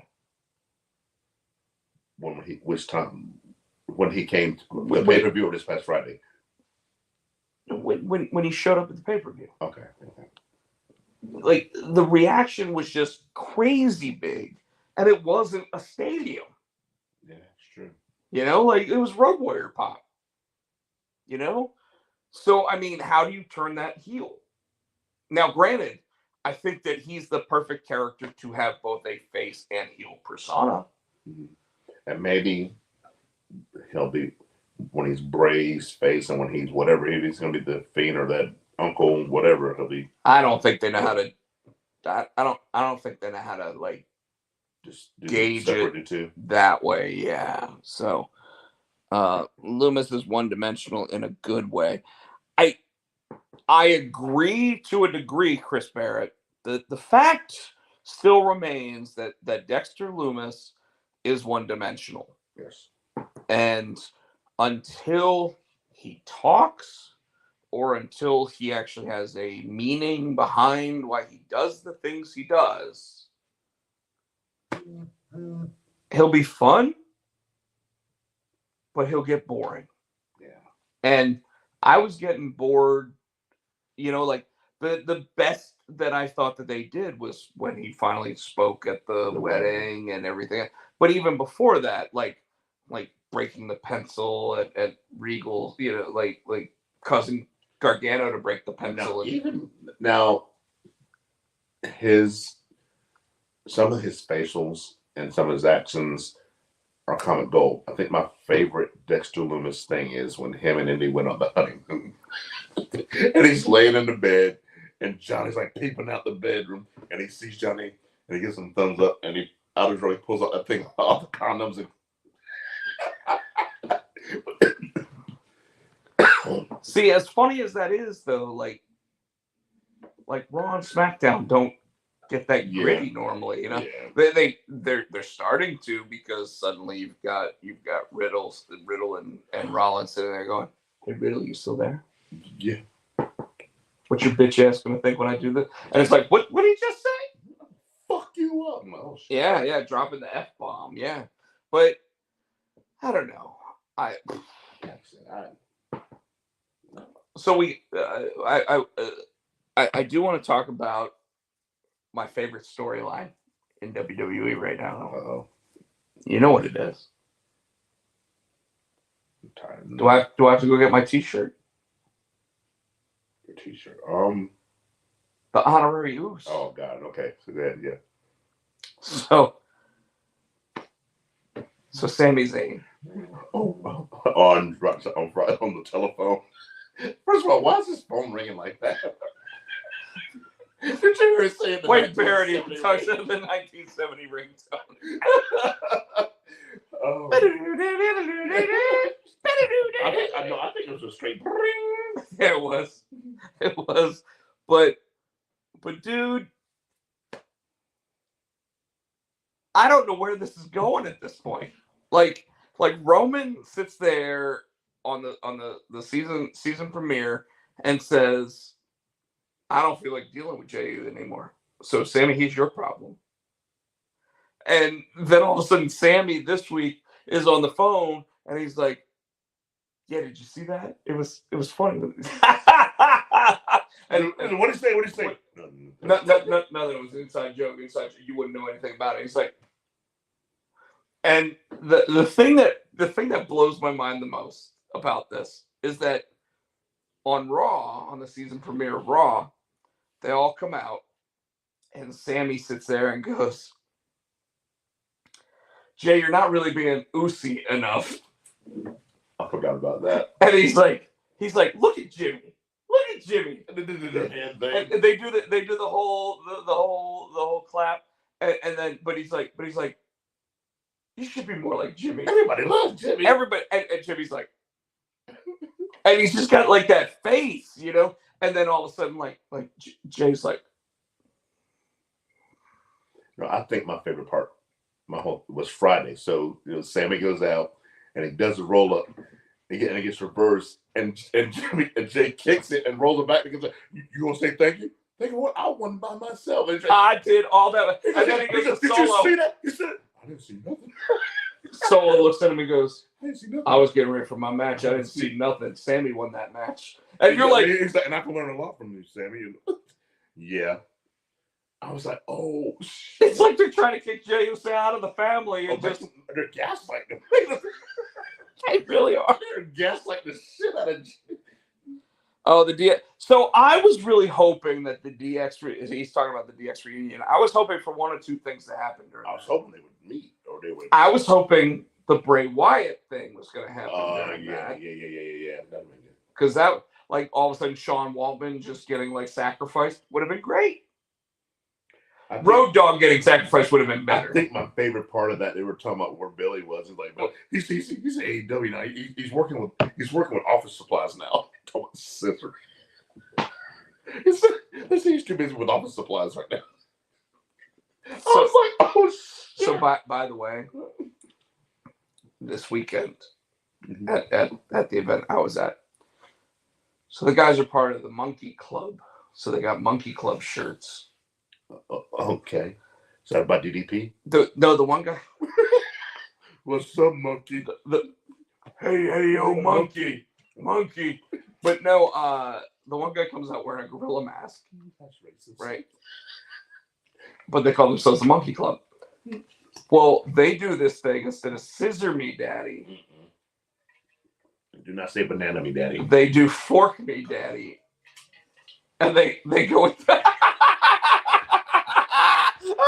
Oh, you guys see this? I almost did. I caught it. They Fork Me Daddy. They go, Fork Me Daddy Monkey, like that. And they literally, and they're doing the same thing, but they're saying Fork Me. But I'll tell you what. It's so stupid. I'll tell you what. Now, think about this. We're at a Comic-Con. How many of those people at the Comic-Con know anything about their gimmick? Yeah, probably. Probably next to nobody, right? So all of a sudden they're like, Fork Me, Daddy Monkey. And all of a sudden you just hear, Fork Me, Fork Me. And there's like 50 people that Fork Me. And they're all going like this. And they literally went like that. They tried to get the referee to do it. The referee's like, ow. They're going to get sued. They're going to cease and desist. Dude, are you kidding? Fork Me Daddy's even better than Scissor Me Daddy. It is. Now they can't do Scissor Me Daddy yet anymore because they don't have the copyright anymore. So that's what makes the Fork Me Daddy even better. But oh my god, I should have tried to get Sean to. That is so fucking stupid. It was fucking hilarious, bro. Yeah, but just at some point, I'm waiting to see. Are they going to kick Jimmy out? What is this going to? And you said that. I think, did you call it? You said they're probably going to put him aside and make him work his way back in and make him show that he is really part of the bloodline. That's pretty much what it sounds like what they're doing. Like, you got to go help. You need to go make sure Sammy wins. Dude, when he did that kick, like you said, which caused the How did the referee not see it? Because he wasn't even out the ring. But hold on. WWE referee, Lady Ref Jess, just a couple weeks ago, when Sheamus was sitting there getting Gunter to, she was like, nope, didn't see it. Yeah. She's looking right at it. Yeah.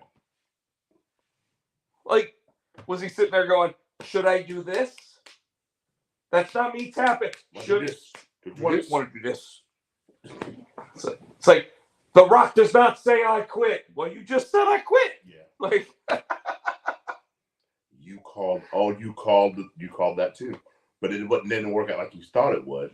But it's still you said it. It was nice seeing them go back to like the Attitude Era realm of the when you're having an I Quit match, they actually bring the microphone in and you gotta say it. He said, "Get that out of my face." That match went way too. That match went way too. I don't quit. I'm like, shut the fuck up. So what's up with Rey Mysterio getting traded to SmackDown just so he won't wrestle his son? Yeah, I think that's what they're saying. Well, it's going to lead to WrestleMania. Yeah. Like, you know what's going to happen? Dom's going to be the one that throws Rey out at the Royal Rumble. And that's finally going to be the spot where Rey is like, I'll fight you now. I know you slapped the piss out of me, body slammed me, clotheslined me, peed on me. But don't me over that top rope, motherfucker. Took a dump on my chest when I was laid out. Like, I mean, like what is it going to take? What is it going to take to have him finally sit there and say, you know what it's probably going to be? That or they can pull a Shane and Stephanie, and Dom could slap his mom, or do something, not maybe something, but disrespect his mom or his sister. Wow. And Ray comes out and be like, "Hey, you crossed the line, bud." I think it's going to be him throwing him out of the Royal Rumble. Oh, they're back, and I like the way they brought the Good Brothers back. That was so fun. So he's like, "Yes, I didn't mean you." And he's like hugging him. No, he's like, "You're right. I need family." He's like, "I knew you would come around. I knew." He goes, "Oh, I didn't mean you." And the whole time he's not letting him go. I didn't mean you. But then they bring the Good Brothers back, and this week AJ loses to fucking Dominic. I think that was. I don't know if that was Ray. No, Ray wasn't there for that. Mm-hmm. This was yesterday. They're building something. I'm wondering. So you've got this. They're still uneven because you still got Rhea floating around out there. So I'm wondering what woman or female they're going to bring to counteract Rhea, if any. You know what I mean? I don't think they need to. Maybe when Beth comes back, because when Beth and Edge comes back, I don't know how they're going to fit into this now. Beth's going to come. Edge is going to come get his revenge. Well, I assume that Crown Jewel is going to be a mixed tag match, or it could be War Games. It could be.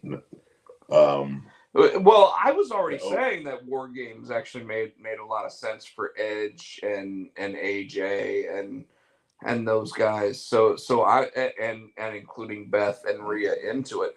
I've already said that made a lot of sense to do it. I may have even on our show actually talked about Gallows and Anderson actually being part of that because I knew their contracts were coming up in October. But now they'd have to get another guy for the other team. If Edge comes back, for Judgment Day. Yeah. I mean, yeah, you would, or you just. I mean, it should be 5-on-5, right? So you have to get one more person. I mean, they could get Corbin. Like Corbin actually seems like he'd fit into Judgment Day pretty well. Yeah. I think that he. Well, I'm hearing or seeing too that they're not now, but down the line, they're saying that Finn is going to go and join. So they have the Bullet Club back together again. Not now, anytime soon, but later on. No, it makes sense. Yeah. It makes sense. And what I would probably say is that you might see someone like Gacy or someone like that come up. They were talking about he's going to be Huskus.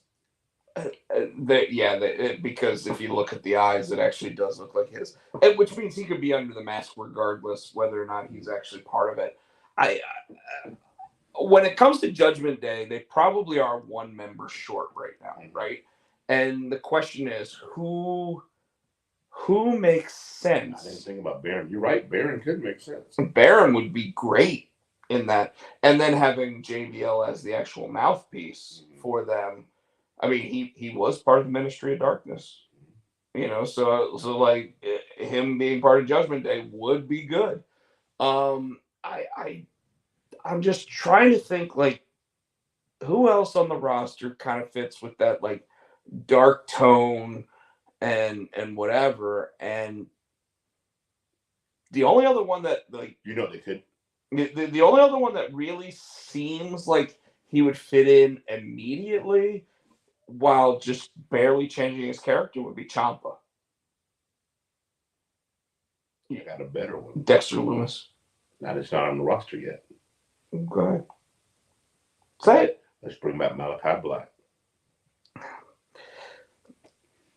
We've already discussed if Malachi Black requested his release probably wasn't granted.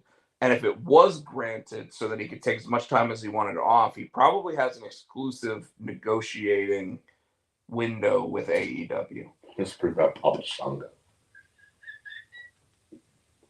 The Godfather. He's in good shape. But no, I would the number one guy that I would think would fit directly into Judgment Day and actually continue working with all that. I could see. I can give you Gacy. Yeah, I can see Gacy. But I could see Corbin actually kicking JBL to the curb and joining them. I'm trying to think. There's no real But doing it within a month, I don't see that happening. So anybody else like the current roster people, it's tough. Yeah. I could see them sitting there going, "Hey, we're going to take Cedric Alexander and put him in that group because he's just a great wrestler and needs to be somebody." Ali would actually fit pretty well based on his new change in attitude. I could bring back one of the from Retribution. You say they were going to. Oh yeah, what's his face? Dijakovic. Yeah. Dijakovic would actually be really good. All of a sudden, just you see a guy come down wearing like a Hellraiser mask or something. Like Finn Balor wore the pay-per-view?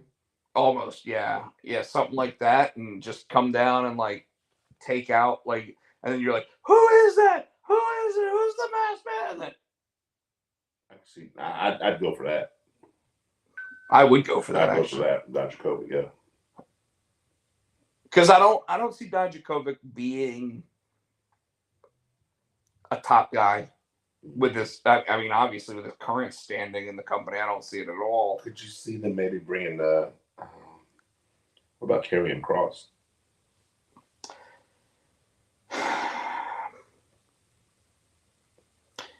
I could see him coming in and taking over the Judgment Day, but that leaves Finn with nowhere. Unless he goes, at that one point, if he goes over with AJ. But it's too early. Yeah. Yeah, sure. They're not. So that's the thing I like about Triple H. Is any decision he makes, he's thinking 6 months ahead. Yeah. So moving Baron Corbin over to Raw, moving Ray over to SmackDown. Ray over to SmackDown it basically says, hey, we're gonna make it look like we're cooling off the Ray versus Dominic moment. Well, Baron could. But hold on, we're gonna cool it off, but we're leaving that to WrestleMania, right? I guess Baron could for a day, not a day. Have some kind of loose alliance with them. And so if they do need him for Judgment Day, it would make, you know what I mean? I mean, he's basically going to. I mean, if he's working with JBL, it's going to be about the money, right? Yeah. So yeah, that could work. I mean, they could bring somebody up from NXT because all of a sudden you notice that they're doing where Poison kind of thing. Cora Jade comes up and she's going up in a 6-way match, against Damage Control and getting beat, and you're like, so they brought her up just to get her ass kicked by Bayley. They might have been a tryout to see how to do it. I like the backstage with Cameron Grimes. I'm like, you got the money, right? And AJ's like, no, it's crypto. It's not this. No, we're guns for hire. He's like, no, you don't understand. They think they're gonna get all this money, and AJ trying to tell him, no, it's crypto. It's not real. Was that on NXT or was that on? No, that was on because remember, he needs for tonight. Because he's going to get Schism. He's going against Gacy and his guys, and he needed to get tag team partners. So he came up and he walked up on the Good Brothers and said, "You guys, and they're we're guns for hire. You got the money, right? Yeah." Yeah, so it probably is the Good Brothers tonight, then. Yeah, it's the Good Brothers. Yeah, they said they do it. That's why what's her name? Because she came to ask Rhea because they're doing the pick your poison. So Cora Jade went to, she's the bad guy. So she asked Rhea, and then the other chick has Raquel for tonight. They were doing the pick your poison thing. So Rhea's actually wrestling again. Yeah, she wrestled tonight. Okay, because Rhea hadn't wrestled in like. Well, that's what they were saying. I was reading somewhere because she had like a brain injury, and I wasn't sure she was cleared. Well, she must be because she agreed to wrestle tonight on NXT. I haven't watched it, so I don't know if it happened. But yeah, that was the point. She's supposed to be wrestling Roxanne, whatever her name is.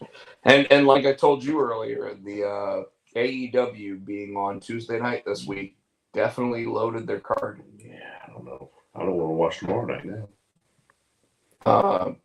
I'll finally watch all the Law and Orders that I didn't get last week because there was an active shooter in Raleigh. Yes. And NBC showed all of that for 3 hours. I'm pissed off at Peacock right now.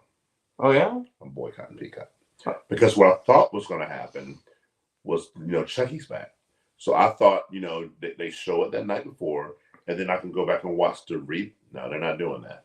So I got to wait, I guess, the whole season, then they'll put it on Peacock. Yeah, Chucky's not on Peacock. The first season, if you go to Peacock, it's just the first season of Chucky.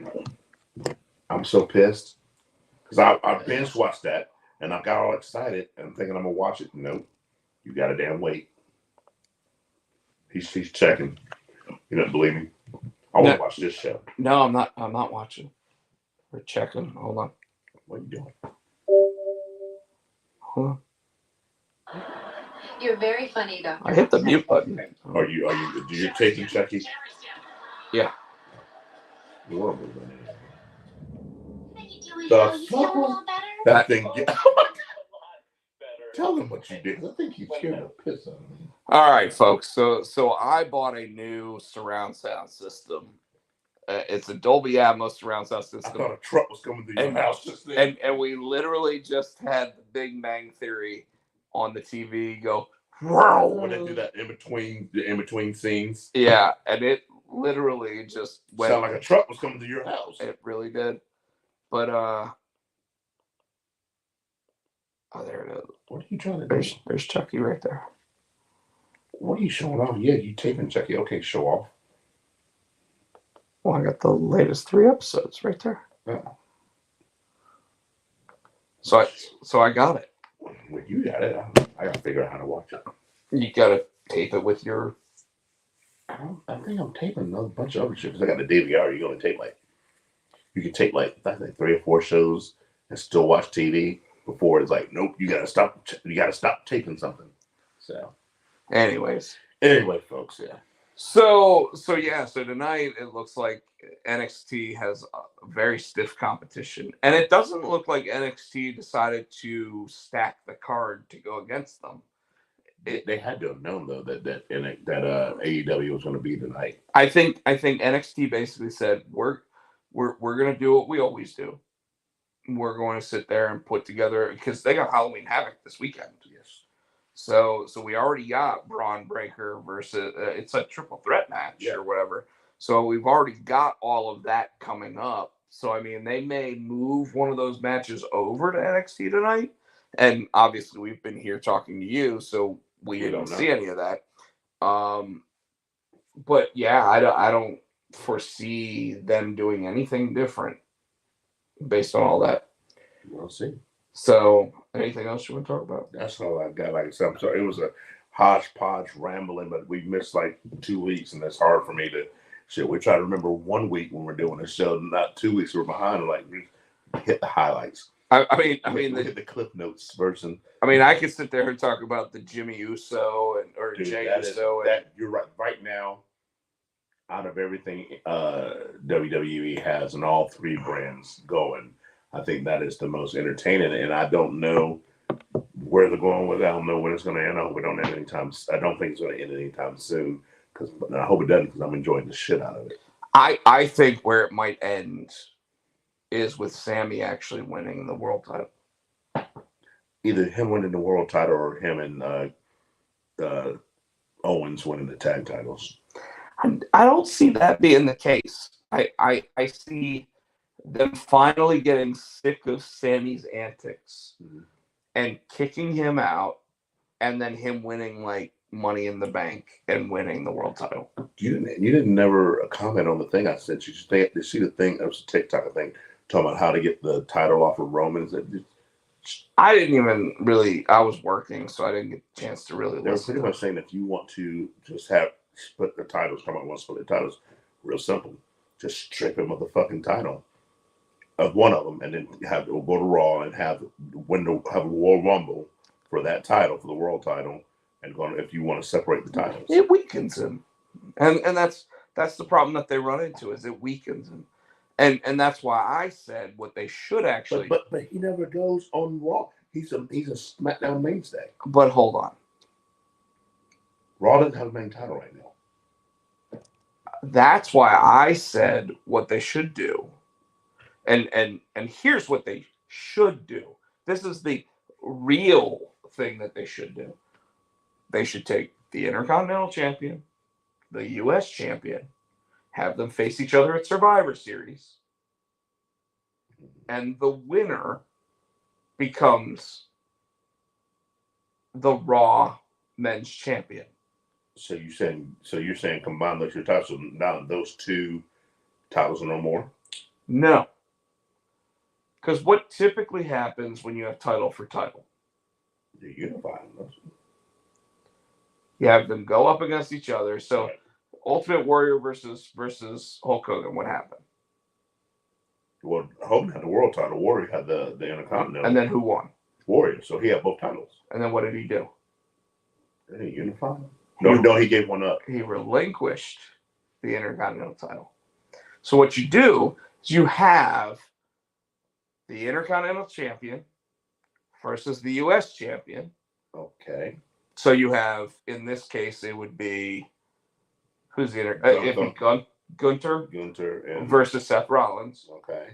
Winner of that becomes the Raw Heavyweight Champion. That's cool, but what happens to the titles?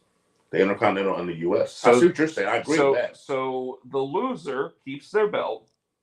The other champion gets the new belt. Got it. Relinquishes his championship. Got it. And that's what you do. But Roman still walks around with two titles. No. Roman then sits there and walks out with a brand new belt for his championship. Okay. So you are though. You're not taking anything away from Roman. He never lost it. He never did anything. You're basically just elevating the two other champions. Okay. And that's what you do. Okay. That's how you do it. Like, if Roman's not going to work every week or twice a week, that's all you can do. Like, you don't want Roman to look weak. This is how you do it. You literally put the two other champions against each other and elevate one of those championships. What if they just said, hey, we're tired of this and we just have a tournament and then that winner is the Raw champion? How would that, you know what I mean? Would that, or do you think that the two titles? It starts that new championship off with a bad taste in its mouth. Gotcha. Whereas if you had Gunther, who's been 6 months as the Intercontinental Champion, and Seth Rollins, who beat Bobby Lashley for his championship, literally go against each other. Right. So Gunther right now is undefeated. So we're just going out or spitballing. Gunther. So that means would you have, because Rollins it's Monday Night Rollins. So would he beat Gunther to get that title? You know what I'm saying? Do they hurt? Not really hurt Gunther, but you know what I mean? Not Somebody's necessarily. Got to lose. It just means that Gunther would actually move over to Raw. Like, I have no problem with Gunther being your champion. So would they switch Rollins, or he stay on Raw too? He'd stay on Raw. Why not? Because we're doing the not draft. You know what I mean? So if you move one, you got a slot open here. You know what I mean? Well, then what would probably happen is you would move Gunther and Imperium over to Raw, and you probably move AJ and the Good Brothers over to something like that. Yeah. Although they're going against the Judgment Day right now. Well, AJ doesn't like Roman. Yeah. So maybe they moved. Although the rumor is that AJ was going to start going against Roman for the title. He wasn't going to win, but he's going to go against him. Which means they probably made AJ happy by bringing his boys back. Yeah. So I don't know. And AJ at this point doesn't need a championship. I would love to see Gunther and Roman done correctly. And I would love to see Gunther smack the shit out of him. Because see, that's just it. Remember how I said Randy Orton had that match against Mick Foley to prove that he was one of the boys? Roman Reigns is the one guy that hasn't had that match. And Gunther would be a good dude to do it. Gunther would sit there and chop the shit out of him. He would literally make taco meat out of Roman Reigns' chest.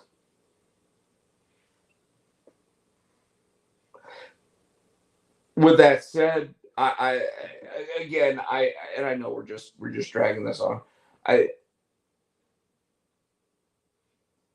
That's how you fix the double champion thing.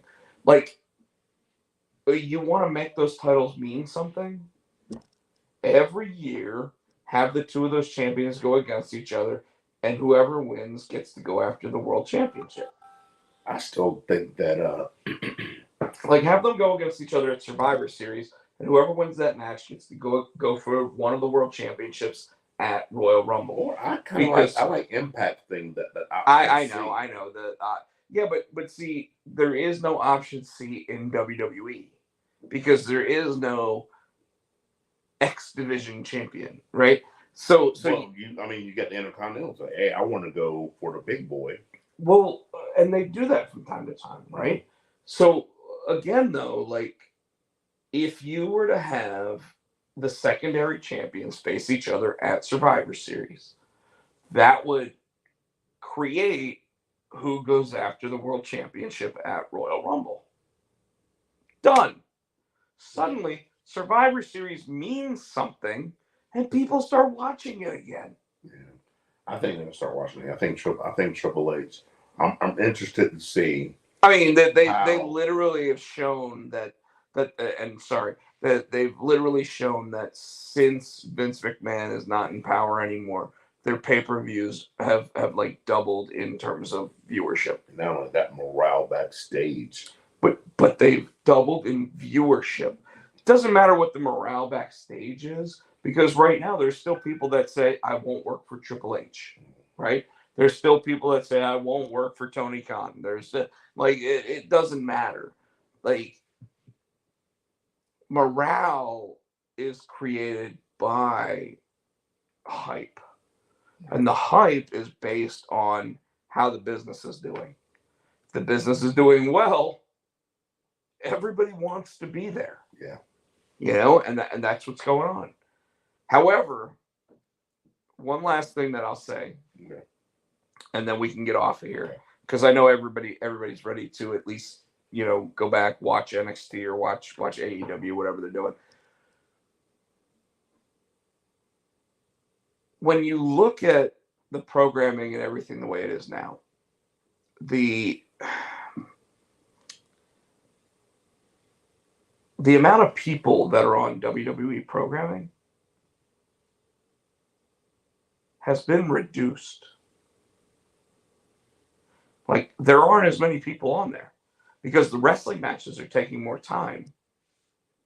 The interview segments aren't nearly as often. So you have fewer people showing up on a weekly basis. How long is that going to keep everybody happy? That's true too. Because again, with 3 hours on Monday night, why does SmackDown have so many more people on it?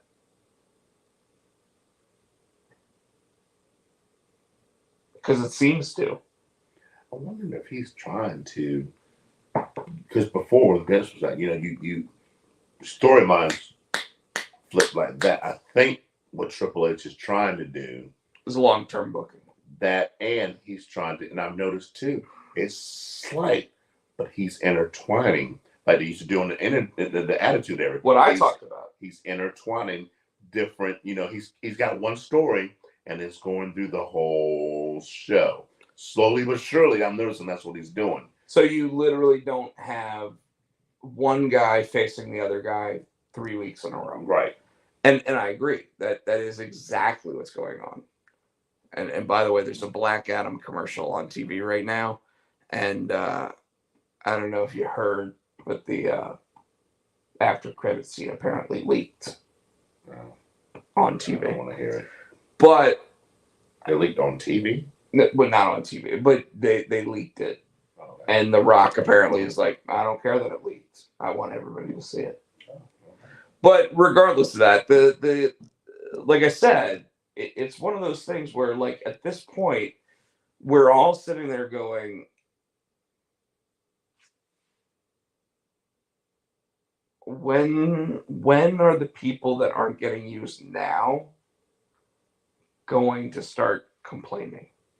Because people were complaining about Vince. I mean, Rusev, Claudio, you name it. I mean, there was like 50 guys, and he released all of them at one point, right? And yet, the people that never showed up in any of the other programs suddenly have contracts again in WWE. Bray, Braun, like, I can't. I'm assuming Nia Jax is going to show up here shortly. I don't know about that. She probably will, because she made her way through NXT and everything else. So it's not like Triple H doesn't like her.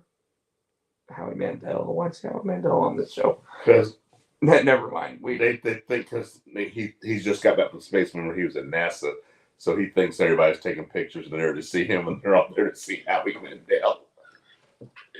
Sorry, Big Bang Theory, folks. So that's what I'm saying, though.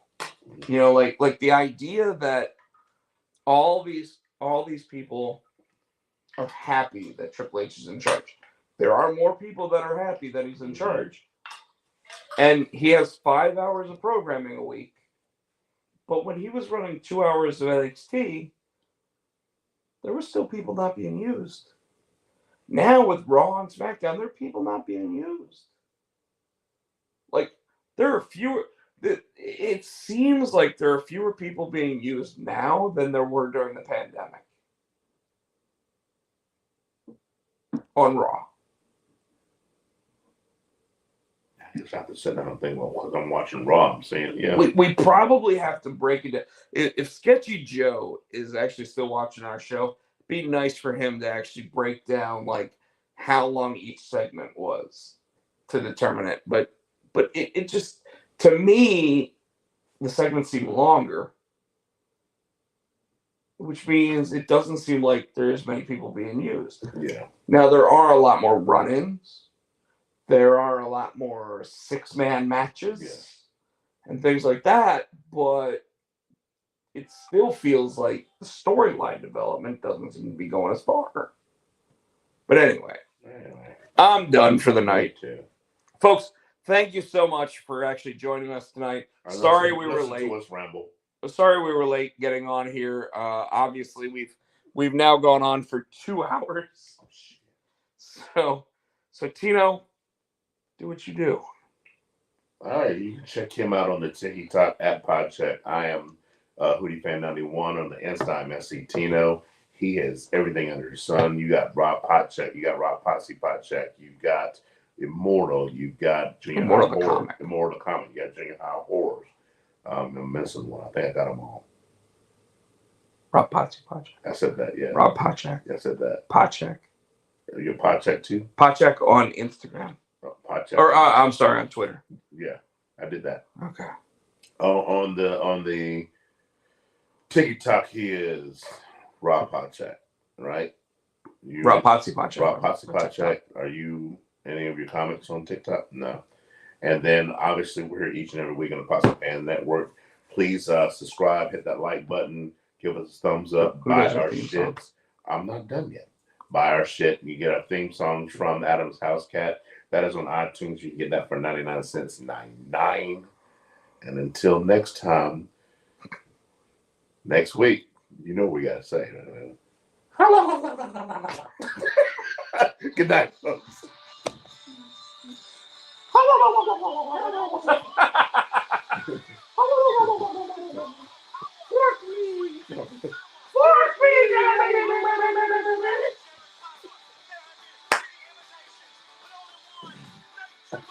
I'm not plugging you. I'm not plugging you. That's nasty. I'm not sissing you either. Sissy, get that. That's sissy. Sissy. No. Come on. No. Come on. No.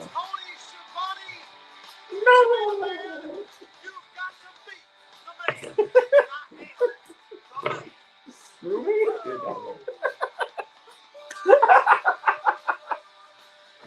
You did get me. You got me with that forking thing.